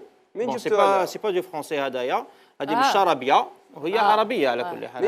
هذا تاع جدي ربي يرحمه، كتبوا له الباش قصاد تاع بيلكور فوالا. اذا الشخصيه تاع اليوم هو شاعر معروف، شاعر يعني عبقري كما احنا نقولوا، اللي هو سيدي بومدين بن سهله بن محمد. اسمح لي حمزه، هذيك بخط اليد.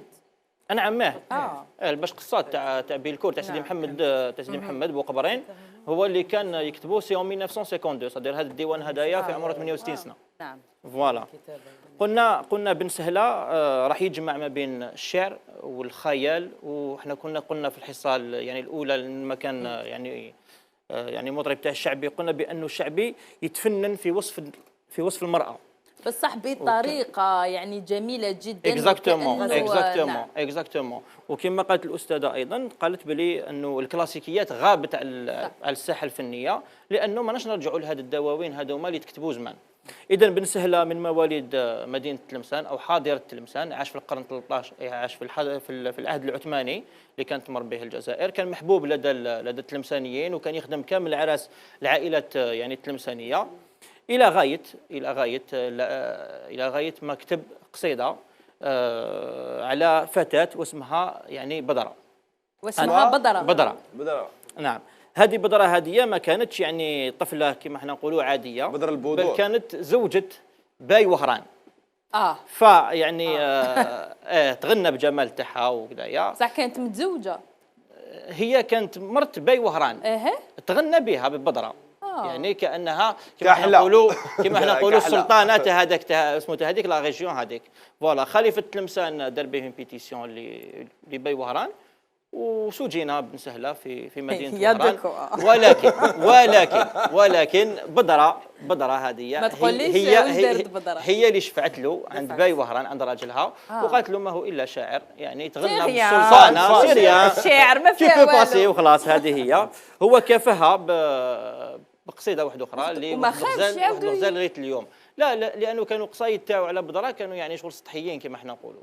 صح هي كانت عارفه باللي عليها بالسلطان اكزاكتومون، حتى هي يعني شغل تباهات باللي بن سهله كتب عليها القصايد. نعم. لكن بن سهله ماهوش معروف بهذه القصه فقط، لانه بن سهله عاش كما احنا نقولوا حياه تعيسه جدا. علاه لانه حب واحد الطفله ثاني في حومه بني جمله. هذه الحومه هذه اللي زاد فيها سيدي بن سهله. فلما حبها وراح طلبها من عند مواليها ما حبوش، رفضوا. الى يوم كانوا العرايس في تلمسان انذاك كانوا يروحوا يزوروا الوالي بالخميس، يروحوا العرايس يزوروا الوالي وباش يروحوا من بعد يعني لدار ماليهم. الشباب كانوا يروحوا انذاك التماتيك باش يشوفوا هذاك الاحتفال الكبير وكيفاش كانوا يديروا منايا. سوء حظه بن سهله يتلاقى بفاطمه التماتيك، وهي اللي كانت رايحه عروسه.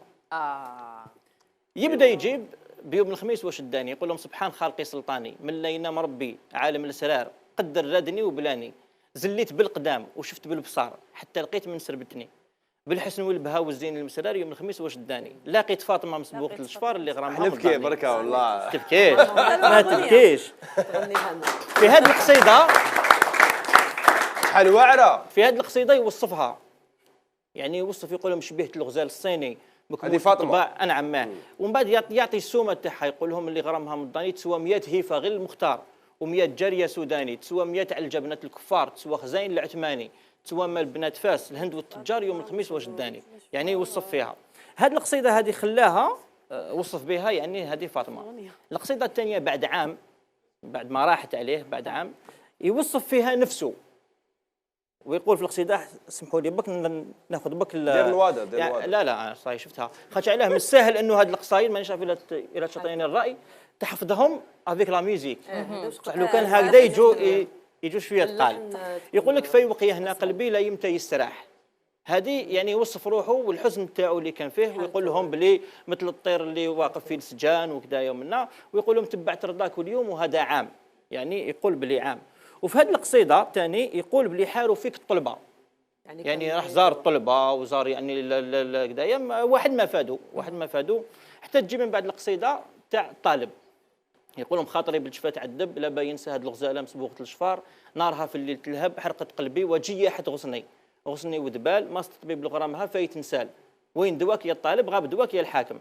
هذا الطالب هدايا راح ينصحه ويقول له يعني انساها كيف ما نساتك. وهل هي كانت تبادلوا نفس الشعور حمزه؟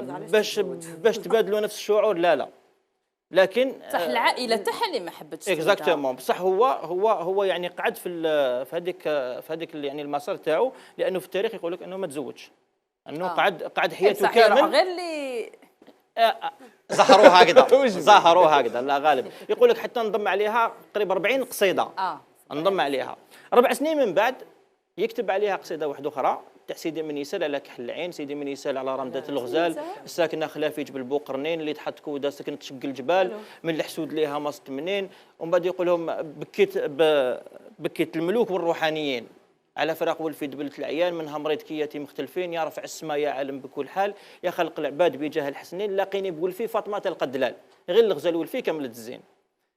من بعد القصيده القرانيه كامل سيك من بن سهلات جابها في كاين شغل كما نقولوا كرونولوجي يقول لك هذه القصيده هذه مع الاخر يقول لك وهذا عام القصيده اللي موراها ويقول لك هذه 4 سنين هذه 5 سنين يعني تقعدي تتبعي فيها حتى في الوصف ما يوصفوش هكذاك برك لانه هو كتب قصيده تاع صفه الشمعه والقنديل والتريه لو كان نتبعوها صفه الشمعه صغيره والقنديل والتريه ثم جابها من الصغيره الكبيره. القصيده مانيش نقول الخرانيه لكن اللي ختم بها الحال تاعو والمأساة اللي عاش فيها هي تاع نار هواكم في الدليل تلهب الهيب صرت هبيل والوع الطالبيه راني الحباب عبد لمتيل مالي لا راحه ولا هنيه.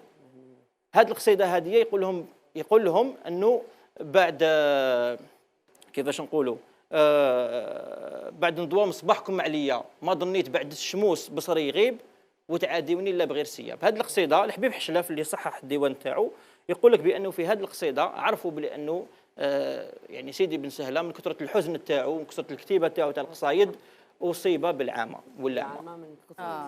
شوف الحب شحال كان وما طولش من بعد ويعني توفى بلا ما يشوفها وما تشوفه وما عرفت اخباره دوك سمعت بالقصايد تاعو ولا ما سمعتش بالقصايد تاعو الله يعلم. لكن هذه الحكايه فقط انها حقيقيه رواها سيدي بن سهله في كل القصائد تاعو وللان يعني كي تروحي للتلمسان ولا يقول لك بن سهله الي لي لو نون دو يعني دو فاطمه ما على باليش ولكن احنا نحبوا القصص الحب تاع العالم ونخلوا قصص حب اللي صراو في الجزائر لا خاش مجهولين. نعم خاش هاد القصايد هذوما كاين ناس اللي ربما لو كان طاحوا في يدين يعني في يد واحد اخرين حتى مسرحيه اكزاكتومون تشوف فيها تشوف فيها 100 حاجه في مسلسل تشوف فيها 100 حاجه وحاجه لكن حنايا صحيح حيزيه ذات الحصه نعم من كل كاين بن سهله كاين حيزيه نعم كاين لطب ونطير. هذا هو المستوى الثقافي اللي كنت نهضر عليه من قبل. صحيح عندنا مستوى ثقافي يعني لا يليق لا بتاريخنا ولا بشخصياتنا. صح. الناس تاع اللي كان يتكلم عليهم كانت عندهم ثقافة عالية كبيرة في كل ميادين. احنا اليوم أصبحت ثقافتنا شبه منعدمة إلى درجة أن أي خبر أجنبي يصبح صحيح. وحنا روميويات يعني هذا قصه الحب نعم ولكن نساو قصص اللي صارت هنا بالجزائر ونقولوا انه كاع اللي تكلمت عليهم القصايد تغناو في الشعبي بعده اصوات تغناو في الشعبي وماشي غير تغناو في الجزائر لانهم في المغرب مولوعين بالقصايد تاع بن سهله مولوعين ويديروا الفراق يقول لك انه لازم نفرقوا ما بين فاطمه تاع بن سهله نعم. وفاطمه تاع سيدي بن دريس المالكي. نعم صح حمزه شاطرني في رايي انه لو كان ما نعاودوش يعني نسلطوا الضوء على كامل هذه القصايد ربما هذا التراث يروح من يدينا. بيان سور بيان سور. يعني حتى قصص هذوما ينسبوهم للمغرب يعني الكبير، وربما يتنحوا من الجزائر. علاش عباك كاين مشكل، لانه دوك خرج كما يقولوا هما لو نيو شعبي. داكور معليش تخرج لا معليش، حنا ماشي معليش مع لكن خلي نحافظوا على التراث الاصلي. اكزاكتومون كما دار الشيخ محمد العنقا دار الشعبي، بصح في هذاك الوقت ما ابوندوناوش لا ميوزيك كلاسيك اندالو، قعدت يعني بالطباع تاعها. حتى الاستخبارات تاع الشعبي يجيبوها بالاندلس، قد جمع في معدبي نقربوا ولا يجيبوها كامل يعني صح. حمزه احنا كي نسمعوا احنا هذوما الكلمات في الشعبي نستخلوا لهم اوطونك غنيه، ما نفهموش مليح المعاني، بصح كي كل هكذا عفسه مكتوبه نفهموها، تلقى بلي دير فيها فيلم، دير منها شحال من حاجه. ديجا ما ملي يكتب كاين قصيده اللي يكتبها مع الاخر يقول لك يا حافظ المعاني، ماشي حافظ الكلام، يا حافظ المعاني، لانه فيها معاني كثيره. بيان سور اكزاكتومون. اذا حمزه شكرا على هذا الدوره في التاريخ ولا عبر الزمن. ناديه بارود، قولي لي، لو كان مثلا انا ناديه بارود لما نشوف في التمثيل على بالي باللي يليق لك دور يعني البطوله ودور كبير، يعني ناديه بارود، هل اليوم الجزائر لو كان يعيطوا لك لعمل سينمائي ولا تلفزيوني هل تقبل ناديه بارود ام بشروط؟ طبعا بشروط. نعم. كاين لانه مانيش في بداياتي. نعم، الخبره هي اللي تخلي انه الفنان مانيش في بداياتي اولا، واش درت يعني واش قدمت يعني هذا الاسم المتواضع يعني اللي وصلت ليه وكامل يحملني هذه المسؤوليه انه ما ندخلش في اي عمل، وهذه صارت. كاين اعمال يعني في البدايه قدمتها كادوار اللي كان لازم نقدمها، وكان يعني مفتخره بها الحمد لله، خاصه دوري في حزيه مثلا. نعم. في اوبرات حزيه اللي كان شرف لي انه نقدم دور حزية في اوبرات حزيه لسنوات كثيره. بعد يعني عاودوها من بعد الجيل هذا الجديد مع الديوان الوطني للثقافه والاعلام ويبقى انه باش تدخلي تخوضي تجربه. اخر حاجه لي في السينما عملت فيلم امازيغي قبيلي حاز على الصحفه الذهبيه في مهرجان الفيلم الامازيغي الصحفه الذهبيه، وكنت قدمت دور يعني مليح ثانوي يعني بطوله مشتركه، وهذاك هو اخر دور ليا. لكن باش ندخل في اعمال اللي ممكن ترجعني يعني خطوه للور، انا اكيد حتى لو فيها نقول لك مبالغ ما نقدرش يعني نغامر بصورتي، خاصه الان لانه كما نقولوا افون كان الاعمال ممكن 10 يشوفوها و20 ما يشوفوش، لكن الان يعني اون با دروا ليغور. كي يجوز واحد لازم كما قلت لك يجوز يا اما في اي عمل اللي يدرسوا ويشوفوا يعني كل خطوه راهي تدرسها نادية بارود. هذه هي. وشنو هو الغول يعني مانيش ضده. غول تحبي تمثل؟ انا والله كنت نحلم، وحتى يعني كنت يعني جي في بارس هاد الناس المنتجين كنت نحلم، لانه انا كنت خريجه يعني ادب عربي. كي نداروا الافلام نقولها يعني صراحه شويه حس في نفسي انه كان ناس اللي راحت يعني لبعيد باش تجيب يعني ممثله تتكلم مثلا لغه عربيه يعني يعني تاعنا فصحى، وعطوها دور مثلا فاطمه نسومه مثلا فرنسيه يعني نعم. وكان مانيش نتكلم برك على نفسي، كان في يعني ممثلات في الجزائر اللي كانت يعني جديرات انه باش ياخذوا هذا الدور. وانا قلت يعني علاش ما تبحثش، ما على بالك شكون الاسماء اللي ممكن انه تعرف، خاصه يعني ما كنا شويه يعني في زمان كنا قليله يعني نعرفوا شكون اللي عندها مستوى، وعلى بالك واش قدمت هذه الفنانه. كاين دور كذلك يعني حبيت في انا دور يعني صعيب الادوار باش تمثليهم باللغه العربيه الفصحى. حتى في مصر لو كنشوفوا في مصر ما كاش ممثل يقدم دور بالعربيه الفصحى كما المرحوم نور الشريف. نور الشريف هو المعروف انا بالنسبه لي جابوها فرنسيه في الاسماء. لا مثلا السينما في العربي يعني التاريخيه انا شي نعرف يعني الدمشقيين احلى يعني في اللغه اللي هي اللغه الصحيحه.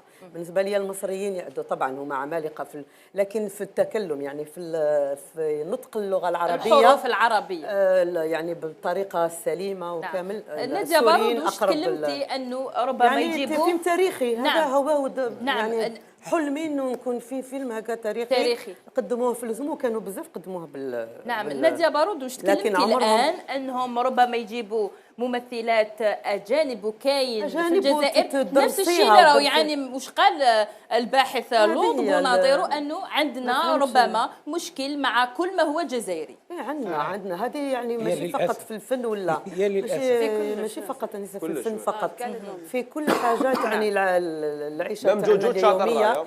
حاجه شوفي اللي تجي من الخارج شوف على مرحب بها، وحاجه كي تكون لوكال تاعنا ووطنيه، وحاجه ممكن اللي تقدم لك شوفوها في كل حاجه في كل ميادين، وفي الفن أكثر. صحيح. شكرا على كل هذه التوضيحات. سيد لوط بوناطيرو، تكلمنا على الاعمال التلفزيونيه والسينمائيه. سيد لوط بوناطيرو، على بالك باللي في كل مره تجي لبرنامج الجزائريه شو نطرح عليك سؤال: متى اليوم الاول من رمضان الكريم؟ يعني وقتاش يطيح لنا رمضان 2020. وفي كل مره وشهاده يعني لما نطرح عليك سؤال تمد لي لا دات، وهذاك هو التاريخ بالضبط اللي يكون فيه اول يوم في رمضان. فرمضان 2020 اعطينا يعني التوقيت اليوم وعلاش كل سنه يطيح 10 ايام؟ لا يطيح كما نقولوا. لماذا؟ صحيح يعني وفي كل مره نجبدوا المقطع ديالك ونجوزوه في نشره الاخبار يعني.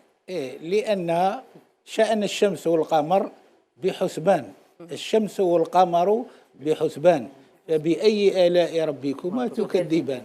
إذا نقدروا نديروا الحساب كي يكونوا نعرفوا له، ونعرفوا 20 سنة على لافونس نعم. وقتاش يطيح. معليش رمضان 2020 وقتاش يطيح سيد لوط بوناطيرو؟ بالحساب فلكيا إن شاء الله وبإذن من الله يكون يوم 24 أفريل 2020. إن شاء الله. التفاسير العلمية تقول أن قبل هذا النهار اللي هو 23 أفريل راح يتزاد الاقتران، يعني كي تكون الشمس والقمر في استقامة واحدة شغل عقارب الساعة، باش تدخلي في ساعة جديدة لازم يتلاقاو العقارب في السماء. كيف القمر والشمس يدخلوا في استقامة واحدة لو 23 على 22 تاع الصباح يكونوا متساويين.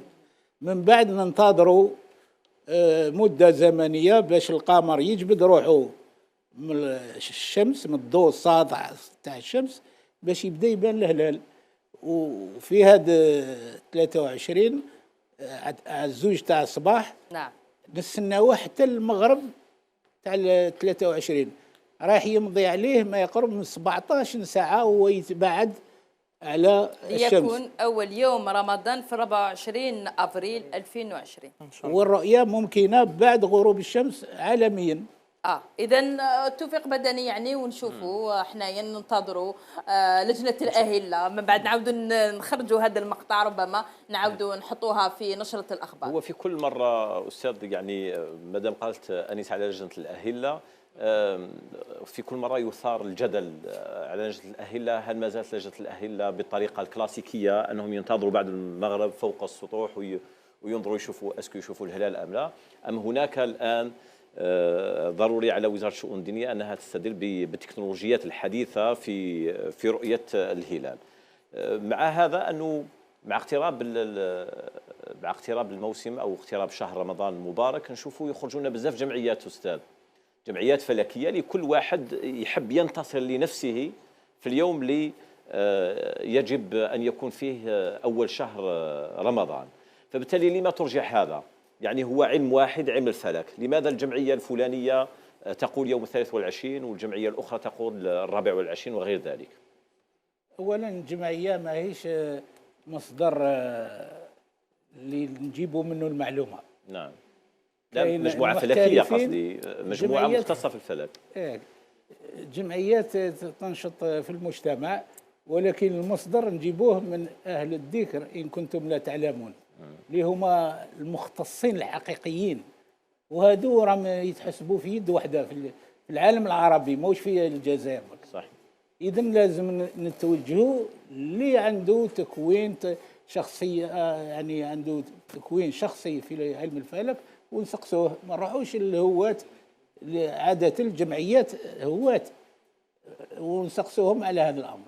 هذه أول غلطة. ثاني غلطة، احنا ماناش في وقت الرؤية، لأن لو كرنا في وقت الرؤية لازم حتى الصلاة ما نصلوش بالحساب لازم نخرجوا برا ونديروا عمود ونستناو الظل ونبداو نصلوا. فيه تقدم. الرسول صلى الله عليه وسلم كان يطبق الرؤيا اللي كان لان ما كانش عنده الحساب. هو قال في احد الاحاديث يقول لك نحن امه اميه لا نكتب ولا نحسب الشهر وهكذا هكذا او هكذا هكذا وابرم صدير 29 ولا 30 صوموا لرؤيته وافطروا لرؤيته. هو ما كانش عنده الحساب، اذا طبق الرؤيا. وحتى مصدر المعلومه يعني القران ما يتكلمش عن الرؤيا، يقول لك من شاهد منكم الشهر فليصمه، ما قال لكش من راى. كون قالنا من راى عندنا غير رؤيا. هو يقول لك آيات أخرى الشمس والقمر بحسبان فبأي آلاء ربكما تكذبان. نعم. احنا لازم نتكلم على العدد أستاذ. يقول لك إن عدة الشهور عند الله 12 شهرا في كتاب. إيه هذا كالندري، هذاك نهضروا على كانوا على بالهم بلي كان 12 شهر عربي. على بالهم كان قمري كان قبل الرسول صلى الله عليه وسلم وطيل حياته كان عايش بكالندري تاع الجاهليه، صدير كان فيه سنه فيها 12 يعني في شهر الناسي. هو كي بقاو 3 شهور في حياته باش يتوفى قال لهم ان الناسي زياده في الكفر فاجتنبوه. من تم ولا الكالندري كما تقول ان عده الشهر عند الله 12 شهرا في كتاب الله. ولا الكالندري يوم خلق الخلق. يوم خلق الخلق. دونك دار كوريكسيون تاع الكالندري. وانا نهار اللي تكلمت على هذه النقطه الناس حسبوا لي بلي هو اللي غلط في الكالندري. هو صلح الكالندري ماشي غلط. نعم. انا سمعتها دي جوستومون بوزيت لك هذه لا كيسيون هذه. نشكرك عليها لان هذه ايضا تدخل في المستوى الثقافي. نعم. رانا عندنا مستوى ثقافي جماهيري طايح بزاف. نعم نعم. سواء في الجمهور او حتى في المسؤولين. نعم نعم. فباش نواصل معاه نعم. برك احنا لازم ننتقلوا نقله نوعيه. رانا في القرن 21 فبالتالي نطبقوا الحساب لان اليوم الحساب ما فيش شك وشنو ندوه من اهله. نعم. ماشي من جهه اخرى. فعلا. نعم. علاش قلت لك انا الاعلام يدي نابورت كوا. روح نعم. روح المجلات العلميه المختصه يعطوك وقتاش رمضان. نعم. وبدقه ما فيهش نقاش. اذا صحه رمضانكم 24 ابريل 2020 من ذاك الانيفرسير ديالي يوم صح؟ والله اذا 29 سنه حلوه ورمضان كريم. زعما كان الانيفرسير تاعك ما صوموش زعما دوزيام جور ما صوموش. اذا مشاهدينا فاصل اشهاري ونرجعوا مع بوزويك لهذا الاسبوع.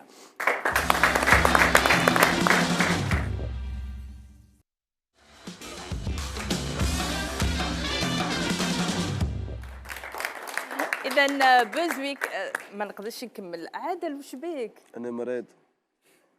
شبيه مريض؟ انا مريض. على بالك فكرتني في الليسي. شفا هذيك تا استاذه ما عادش نروح تمك تقعد. علاش لا عييت. إذا بوزويك لهذا كل يوم عندك حكايه مع اللي تقعد قدامك. بدلوا لي ديروا لي توفيق انا نحب توفيق يريح قدامي.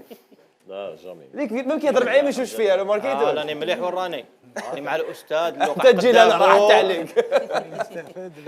بوزويك. اذا بوزويك لهذا الاسبوع قبل ما نعلقوا عليه نروحوا نشوفوه ورانا راجعين.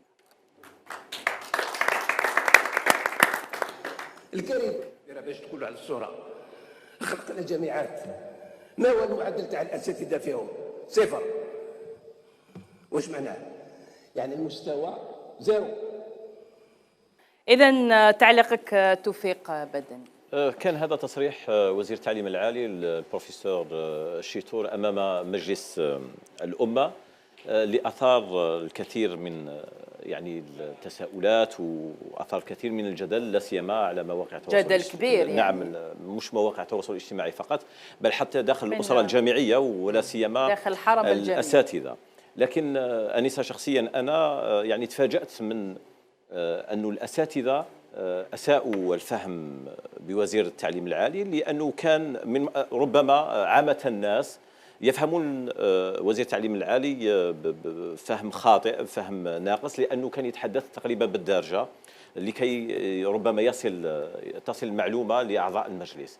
لكن أن الأساتذة بنفسهم يثوروا والحمد لله مش كلهم يثوروا ضد وزير التعليم العالي اللي كان كلامه واضح جدا، أنه كان يتحدث عن نسبة التأطير، هو قال معدل الأساتذة، كان يقصد به معدل التأطير، نسبة التأطير في المؤسسات الجامعية. هو كان يتحدث أيضا على واحدة من المشاكل الكبيرة التي يتخبط فيها التعليم العالي، اللي هو يعني رسم الخريطة الجامعية اللي راهي متوسعة، بمعنى أنه شاهدنا في السنوات الأخيرة في كل ولاية، في كل دشرة، في كل مدينة توجد جامعة جزائرية. وربما هذا كان أيضا من سلبيات البرلمان الجزائري السابق والحالي، لأي برلمان ينوض بالنسبة له أكبر إنجاز له أمام الولاية اللي راه يمثل فيها أنه يظفر بمركز جامعي أو بجامعة، أو يرتقي المركز الجامعي من مركز جامعي إلى جامعة بالولاية تاعو، وهذا خطأ. أنا في منظوري أظن أنه خطأ، لأنه أولا قضينا على قيمة الجامعة الجزائرية الوطنية بين قوسين. ربما الأستاذ هو متواجد معنا لهنا، لما كانت في الثمانينات في التسعينات حتى في بداية الألفينات كنا نحس بقيمة الجامعة الجزائرية الوطنية. لما كان يجي طالب من تمراس يقرأ في جامعة الجزائر ويلتقي تقريبا 48 ولاية هنا، يعني تلاقوا حتى في الأفكار، في العادات، في التقاليد إلى غير ذلك. كانت قيمة جامعة الجزائر، كان قيمة جامعة منتوري بقسنطينة، كانوا ديبول، يعني كيفاش يقولوا ديبول. توفيق بدني الوزير، هل كان استعمل يعني ألفاظ أخرى ماشي كلمات صفر؟ ربما نعم. كان ربما الأساتذة ما هنا يعني نعم ما يتلقوش الخبر بهذه الطريقة. مشكورة أنيسة، لأنه هنا يلام الوزير، يلام الوزير في طريقة حديثه، وكباقي الوزراء كما لومنا وزير الصحة من قبل، كما لومنا وزير التجارة من قبل. يعني كاين مشكل في التواصل في اللونغاج، كاين مشكل كيف أوصل المعلومة، ليس بهذه الطريقة من قبل البروفيسور، بالرغم من أنه يعني كان صائب في كلامه، لكن لا يفهمه هو الجميع على ماذا كنت تتكلم بالضبط. فبالتالي كاين مشكل في التواصل في وزرائنا، في مسؤولينا. لذلك احنا نقول لهم يا اما عندكم مشكل في التواصل، هو الاصل ان وزير يكون كفء في تواصله مع المجتمع. كاين مشكل الان في التواصل ربما راجع للتكوين نتاعو فرانكوفوني الى غير ذلك، تلقى تكوينه باللغه الاجنبيه، فانتم لست مطالب، ربما عند مجلس الامه انت مطالب، لكن في تواصلك مع الجمهور مع الشعب الجزائري ديروا مسؤولي اعلام، ديروا ناطقين رسميين، يوجد ناطق رسمي باسم الحكومه. هذا التواصل اللي مهم جدا. خليني نعاود نولي لك الموضوع انيسه، لانه شفنا حتى نقابات الاساتذه وغير ذلك شافوا فيها حتى على إضراب. نعم تكلموا وحبوا يصعدوا من الامر نعم. وغير ذلك اضراب. انا نقول لك باللي تقرا قراءه اخرى، هما صابوها مطيه فقط ربما لكي يعني ينهالوا على وزير التعليم العالي. لست مدافعا عنه، العكس، انا راني نقول انه عنده مشكل في التواصل يجب ان يعالج ذلك، لكن هناك اختلال حقيقي وهو محق في إعادة رسم الخريطة الجامعية، لأنه باش تروح تفتح أنت مركز جامعي في ولاية معينة في دشة معينة، هناك شروط، عدد الأساتذة نعم. عدد الطلبة، التخصصات. وعلاش التخصص بكري؟ لازم باش تقرأ إعلام لازم تجي لي تيافسي بن عكنون، ومش قضية جهوية. خلي اللي يحب يقرأ علوم سياسية مثلا يروح الأغواط، خلي اللي يقرأ الطب وحب يتخصص في الطب نصنعوا بول في الطب يروح للصيف مثلا. هذا التمييع تاع التخصصات، الإعلام تلقاه في بن عكنون وتلقاه في الأغواط وفي الجلفة وفي غير ذلك، لكن ومن بعد نسبة مستوى التحصيل العلمي رديء جدا، وهذا ما نشهده. احنا يجونا لا ريداكسيون، يجونا طلبة يقول لك أنا متحصل ماستر 2 في الإعلام، لكن تطلب منه أنه يبني لك تقرير فيتيار على دقيقة ونصف لا كاين فرق بين الجامعة الجانب النظري من نعم. بعد لما ندخلوا للشغل كاين الجانب التطبيقي. فعلا أنيسة، هنا راح تدينا نهضروا على المنهاج، نهضروا على النظام المتبع في الجامعة الجزائرية. تخيلي أنه نظام الآلام دي من 2004 إلى 2020 16 سنة، يجي الوزير يقول لك بلي هذا النظام الآن فيه إمكانية لتغيير هذا النظام. فهناك مشكل حقيقي داخل الجامعة الجزائرية لازم نقروا به. في وقته كنا قلنا أنه نظام الألم دي خرج على كندا، ماشي خرج على كندا حيخرج على الجزائر بطبيعة الحال نعم. كنا قلناها في هذاك الوقت مع الوزير حروبية. شوفي أنيسة نعم. كاين دائما مشكل على أنه لما نحبوا نجيبوا حاجه جديده للجزائر لا يفتح فيها نقاش.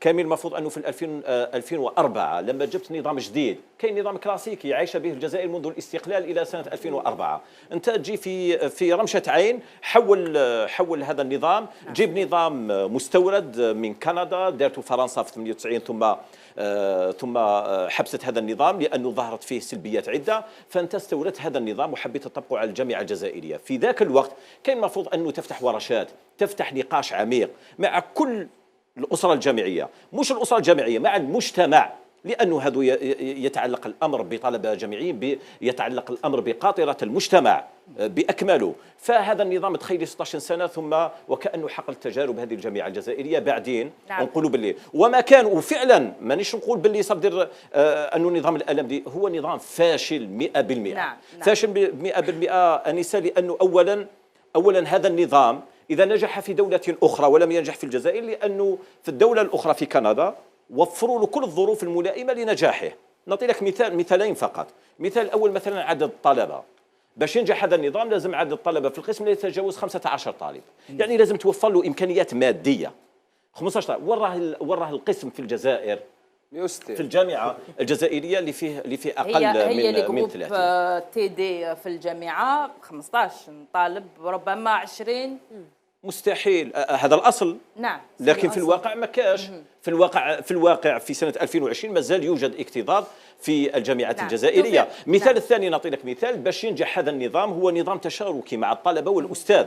لذلك يوجد ما يسمى بالأستاذ الوصي، لو تيتور.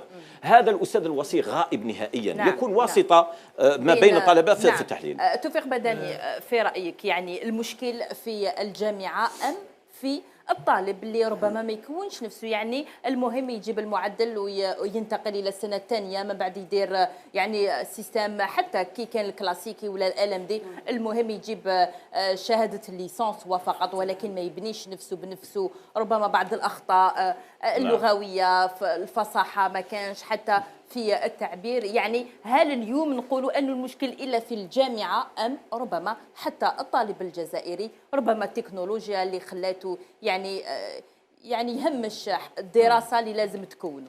شوفي أنيسة، المشكل في المنظومة بأكملها. مشكل ماهوش في الطالب لوحده يتحمل جزء من المسؤولية لعدم اجتهاداته ومواكبته للعصر. المشكل في الأستاذ وماهوش لوحده أيضا، لأنه حتى الأساتذة كرانا نقولوا هكذا. يعني أنا نعلق على تصريح الوزير كيفاش جاء باش نحطه في سياقه الصحيح، لكن هذا لا يعني أن الأستاذ الجامعي الجزائري في أحسن مستوياته، في أحسن حتى من الجانب الاجتماعي. ما زال الأساتذة الآن يعني رواتبهم هزيلة جدا مقارنة بما هو موجود في الدول. ونقول هذا الأستاذ الجامعي الذي ما زال الأستاذ الجامعي يشكو من عدة مشاكل، مثلا حتى في طريقة التدريس. طريقة التدريس للأسف في الجامعة الجزائرية ما زالها طريقة كلاسيكية، ما زالت طريقة الطبشور، ما زال الأستاذ يحفظ الدرس نتاعو وطريقة الإلقاء الكلاسيكي، ما كاش هناك شراكة، هناك بحوث إلى غير ذلك. فالمشكل الآخر هو في الإدارة، هو في السيستم. أنا نقول لك أنيسة، لما تصبح الجامعة الجزائرية أولوية وطنية، يعني من رئيس الجمهورية وهبط، حينئذ نقولوا بالجامعة تتسقم. لكن الجامعة تدور في مشاكلها ونغير نظام بنظام، ونغير أستاذ بأستاذ وغير ذلك، ويضربوا بعضهم. يعني الأستاذ يلقي اللوم على الطالب، والطالب يلقي اللوم على الأستاذ، والأستاذ يلقي اللوم على الإدارة، ونظلوا في هذه البوتقة. فأنا نقول ضروري أنها تصبح ذات أولوية وطنية يفتح فيها نقاش عميق. في ورشات عميقة، مش ورشات سطحية فقط. سيد لطب، ونطير تعليقكم على ما صرح به وزير التعليم العالي والبحث العلمي. أنا بودي أن نعلق بعمق المشكل. عمق المشكل عندما أدخل هذا النظام LMD في الجزائر، في الجامعات الجزائرية، كان بمفهوم أن الجامعات تستجيب إلى سوق العمل، يعني نفورميو على حساب الطالب، متطلبات سوق العمل. هذا هو المفهوم العميق تاع سيستم LMD. ما نكونش لكي نكون، ولكن نكون حسب طلبات، حسب الاحتياج. هذا هو المفهوم تاع الالم دي. ولكن السؤال المطروح، احنا ما عندناش سوق عمل ولا يعني سوق تاع شركات تشتغل لكي دير لنا طلبات. رانا هذا كيما نقولوا احنا الأعمى يهضر مع الطرش. الجامعه ما عندهاش طلبات، لان ما كاش سوق عمل وما كاش سوق انتاج. كل الشركات راهي شب افلاس، ما كاش نمو مستدام، ما كاش باش قال كل عام السوق راه يطلب هذا الشيء. احنا الناس راهم في الشوماج، والشوماج راه يزداد من يوم الى اخر. اذا مفهوم الندي هما شافوه فاشل وهم حابين يبدلوه درك. هو اصلا النهار اللي ادخل كان سوق الشغل كذلك منحط، فرضوه على الجامعه، قال لك نجربوها، هم جربوا صابوا لي بلي ما كاش نتيجه. اذا هم حابين يعاودوا منظومه جديده ولا يعاودوا يرجعوا للنظام الكلاسيكي. النظام الكلاسيكي على الاقل يفورمي لك الناس ليسانس لمده 4 سنوات على الاقل، يفورمي لك نقولوا مهندس او دكتور، ولكن كما نقولوا احنا قابل ان يشتغل في اي شركه وفي اي وقت، في الشوماج ولا في الافلاس. على الاقل كي راك تخدم تفورمي، يعني تكون انسان نموذجي. اما في الالم دي على حساب طالب السوق. اذا هذا هو سبب الفشل. الان في ما يخص تصريح الوزير كما تفضل اخي، احنا نعرفوه استاذ معنا. هو خريج اصلا الجامعه الجزائريه. هو يتكلم اكثر بالفرنسيه، كل تدخلاته في القنوات الفرنكوفونيه ما يتكلمش العربيه مليح، عنده ربما مشكل، وهذا المشكل ربما دار له ما يسمى بلزه اللسان. هو لم يعبر على ما قال. لان يعني جوسكا كون نقعدوا هكذايا نحصلوا ونقولوا باللي لا ما قالش بصح كان لازم يقول. دوك حنا الشعب انا نهضروا لي جون، حنا سمعنا دوك نسمعوا كيما سمعنا كيما ديناها. يعني فاهمك. دوك نقعدوا غير نجوستيفيو حنايا. هو شو المشكل هذا راه صاير في كل شيء. ما مانعني ندير تصريحات ويقولوا قال هكذا، انا ما قلت والو. روح عاود جيب القرا مليح تصيب. ما قلتش انا ما استقبلناش الوزير. التأويل الناس ما يدقوش في الكلام. وهذا واش صرح به فيما بعد وزير التعليم العالي. دارهم بعد يعني دار كومونيكي وصحح. هو واش قال بالضبط؟ قال التعطير زيرو، ما قالش الاساتذه زيرو. الناس راحوا تمتم الزيرو هذاك نسبوه للاساتذه. استاذ المشكل مش في الناس، المشكل اللي تغير انه الاساتذه بذاتهم. لذلك قلت انا كاين ناس حبت تاخذ هذا المشكل مطيه، يعني ربما لتصفيه حسابات او غير ذلك، وهذا غير مقبول. الى متى نبقى وحنا من تصريح نديروا مشكل كبير وشيء من هذا؟ الاساتذه بذاتهم فهموا خطا. هو الاشكال وراه. لا هذا التاويل وهذا عدم الفهم راه في كل مستويات. حتى في الحكم يعني وصلت. انا واش حبيت نقول فقط ان عندما يكون مشكل من هذا النوع نعاودوا نتصلوا بالشخص قال فهمنا واش هو دار تصحيح فيما بعد. انتهى الفكره وصلت. نتعنت في المواقف. لنهايه تقريبا البرنامج. نعاود نولي لجو ايفنت. واش رايك ياسمين؟ نروحوا نشوفوا بعض الصور من بعد تعلقين انت عليهم. اذا يمدونا هاد الصور نشوفوا جو ايفنتس كيفاش يديروا لي زيفينمون ديالهم.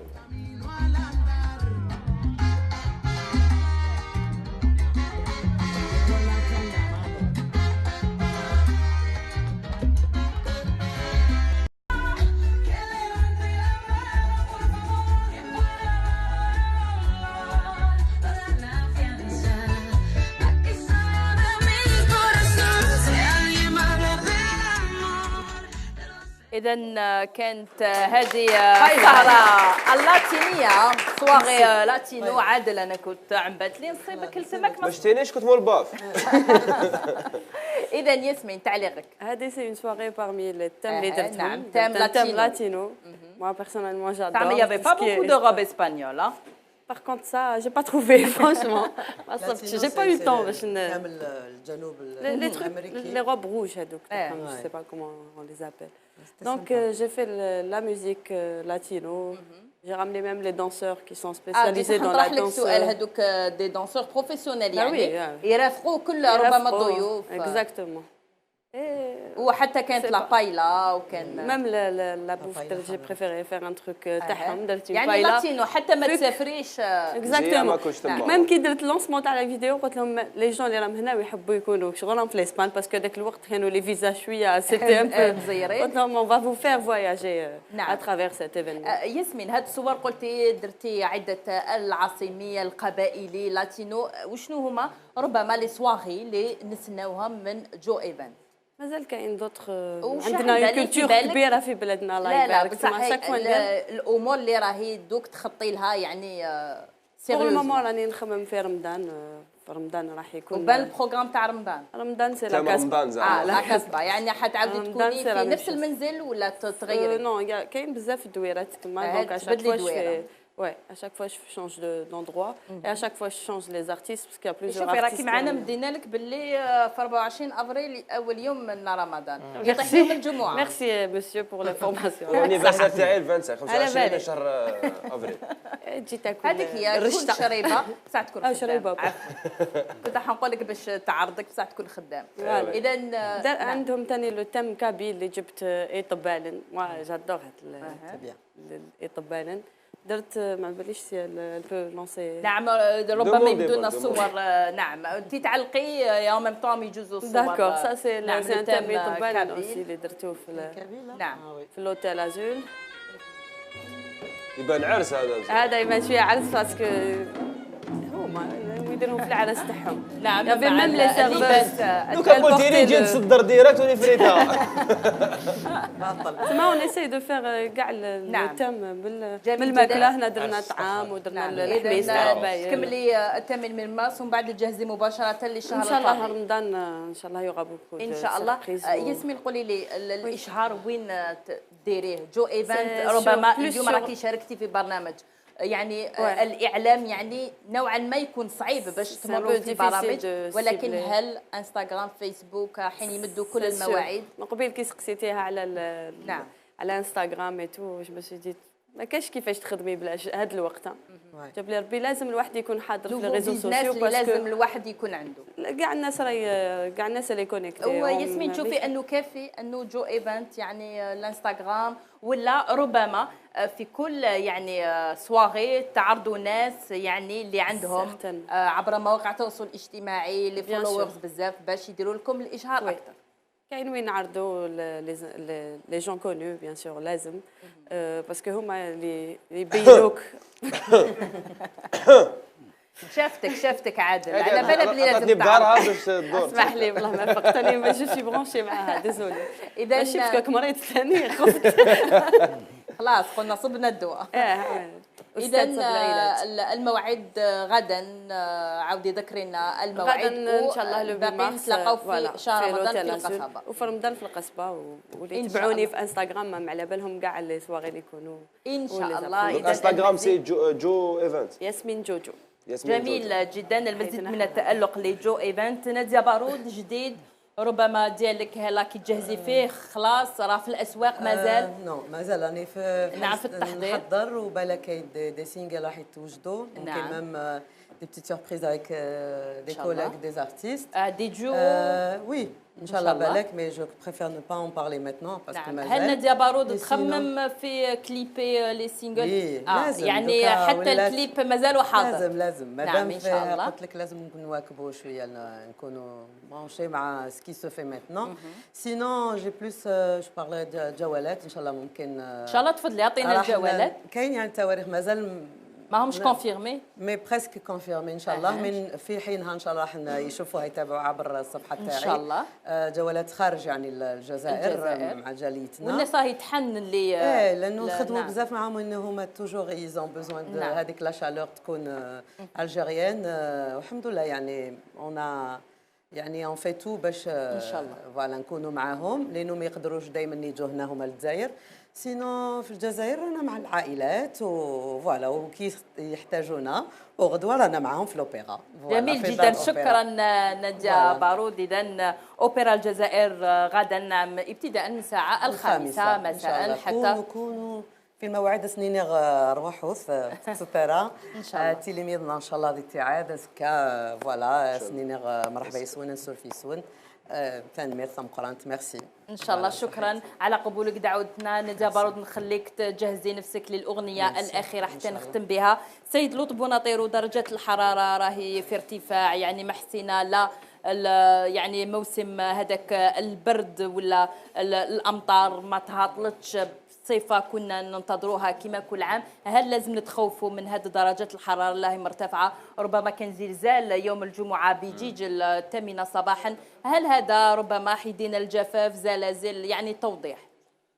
انا كان سبق لي منذ شهر وقلت ان انطلاقا من 2020 تبدا السنوات تنقص في كميه الامطار عالميا. هذا صرحنا به قبل ما تدخل السنه تاع 2020، لان كما قلت لكم الشمس هي اللي تتحكم في الفصول، هي اللي تتحكم في المطر، هي تدير المناخ بصفه عامه.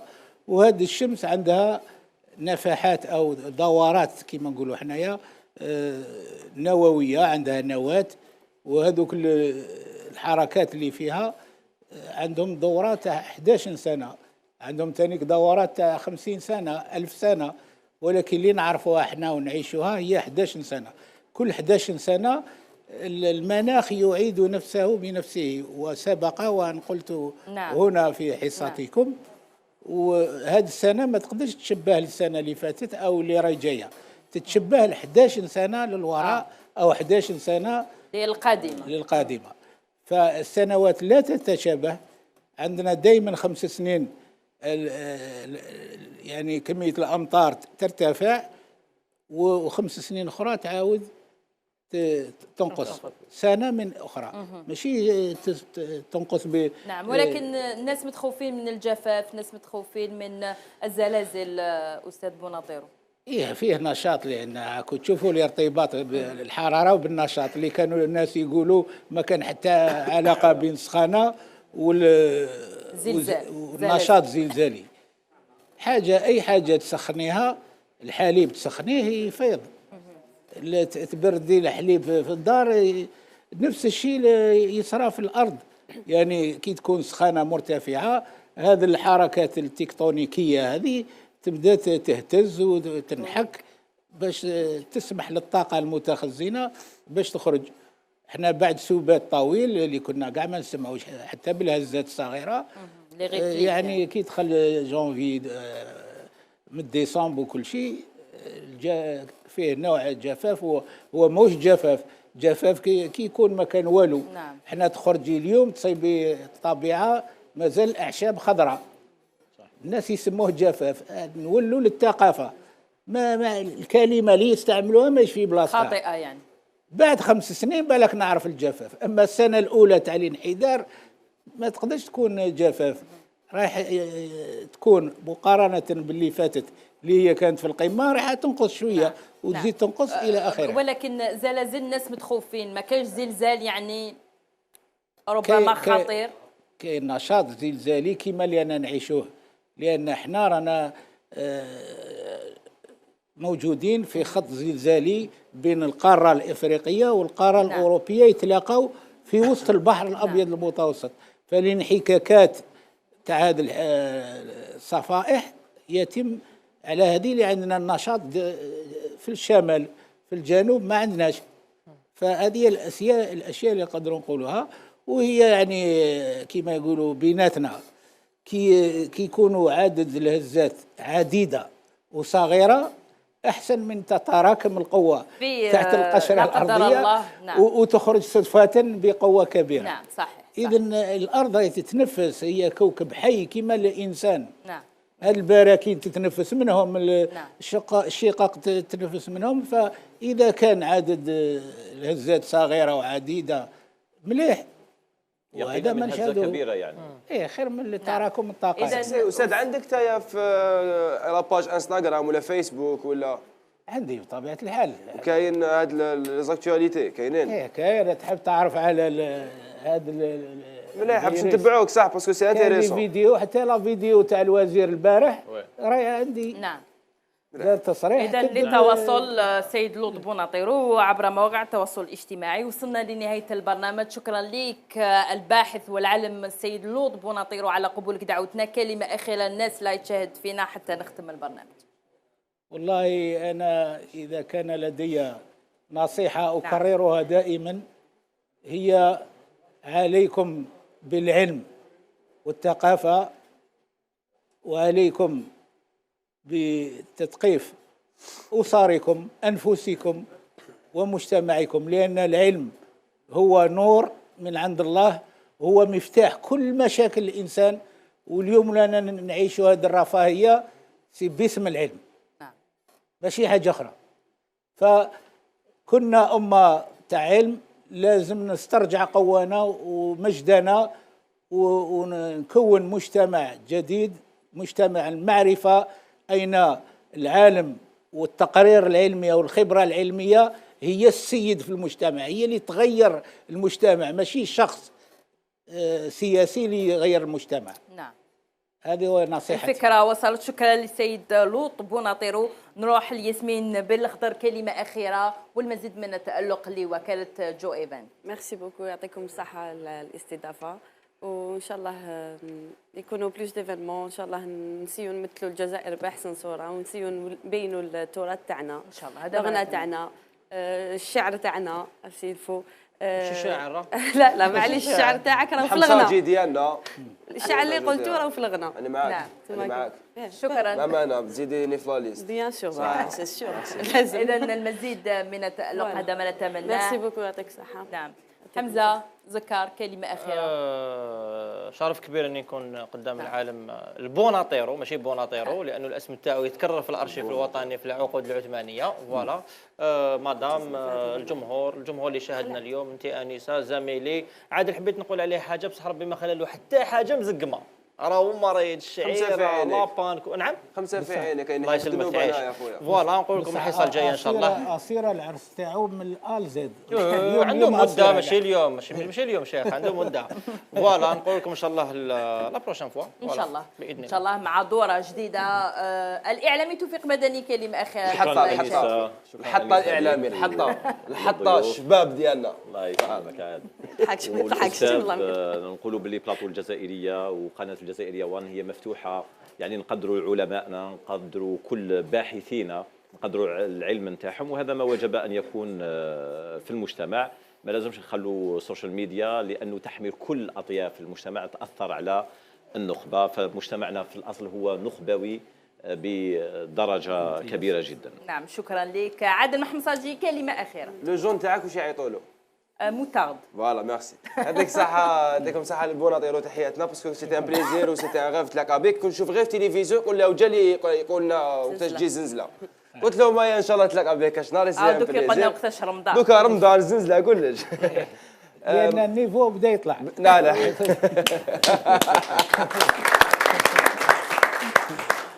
ما عنديش باش نهضر عليك، اسكي الورد وريح. جوجو بون كوراج بور لا سويت، توفيق يعطيك الصحة. انسه سفيق احرى على انسه سي بوبلي. اي بيان سور الارتيست تاعنا حضره معنا، نتلاقاو بكم السمانه الجايه ان شاء الله ما نكونش مريض. ان شاء الله يا ربي ما نكونش مريض، باسكو عييت من المرض. نحبوك ناشط وحيوي. عييت انسه والله، ما مريض كنت ناشط اليوم. عييت نحب نرقد. شكرا، نتلاقاو الاسبوع المقبل. عندي ديديكاس. نعم تفضل. عندي ديديكاس لهشام فرقاني، نقول له تزوج غير كيما، نقول له بصحه والهنا والعقوبه الدريه صالحه ان شاء الله. مزيان السعد. العقوبه ليا ان شاء الله. ان شاء الله. اذا كاين اهداء خاص كذلك للشاعر والكاتب جمال دوفي والزوجه تاعو الكريمه وابنه جواد، وعندي اهداء تانيك للهادي سادي من المستشفى تاع مصطفى باشا، اللي قال هذه الديديكاس خصيصه للزوجه تاعو اللي يحبها ودالها ديديكاس، فنحيوهم. قولوا اكتب لها الشعر كيما اليوم نتكلموا على الحب، فجاء في صواب هذا الديديكاس. اذا الفنانه تاعنا ربما قبل ما نكملوا معك بالموسيقى تعرفي لنا الجوق ديالك. نقول لهم شكرا على يعني هما اللي وقفوا معايا اليوم وحلوا لنا القعده هذه ورافقوني، على راسهم ياسين. عندنا ياسين ايوه، عندنا مصطفى في الباس، عندنا اصغر عضو رصيد، وعندنا كريم على آلة الايقاع. يعطيكم الصحه. برافو. إذا مشاهدينا نتلاقوا بكم الأسبوع المقبل نفس التوقيت نفس القناة، قناة واحدة، قناة الجزائرية 1 في برنامج واحد، برنامج الجزائرية شو. نكملوا مع الفنانة المتألقة نادية بارود.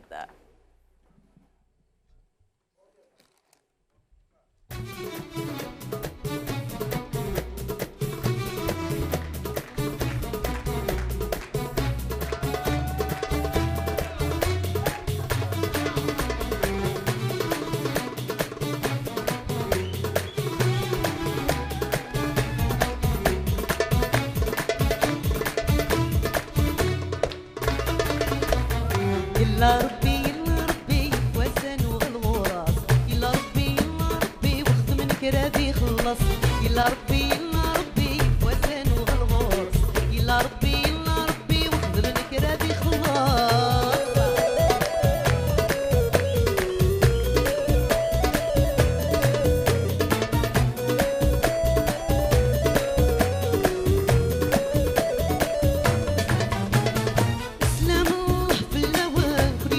سوانوس انسوق لسواق الخير ربي وريخوص، سلام الله في الاول كوني نوسات سوانوس انسوق لسواق الخير ربي وريخوص.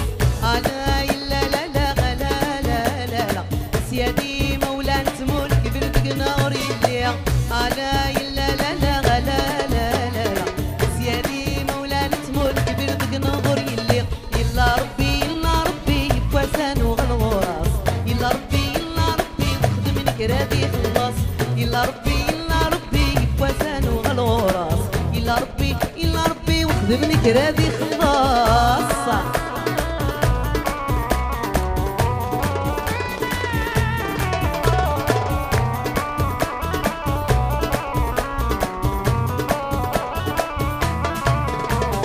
السادات الاولياء وذاك يفهم الامور، في الغنوص تسنيه نزور الوالي مشهور.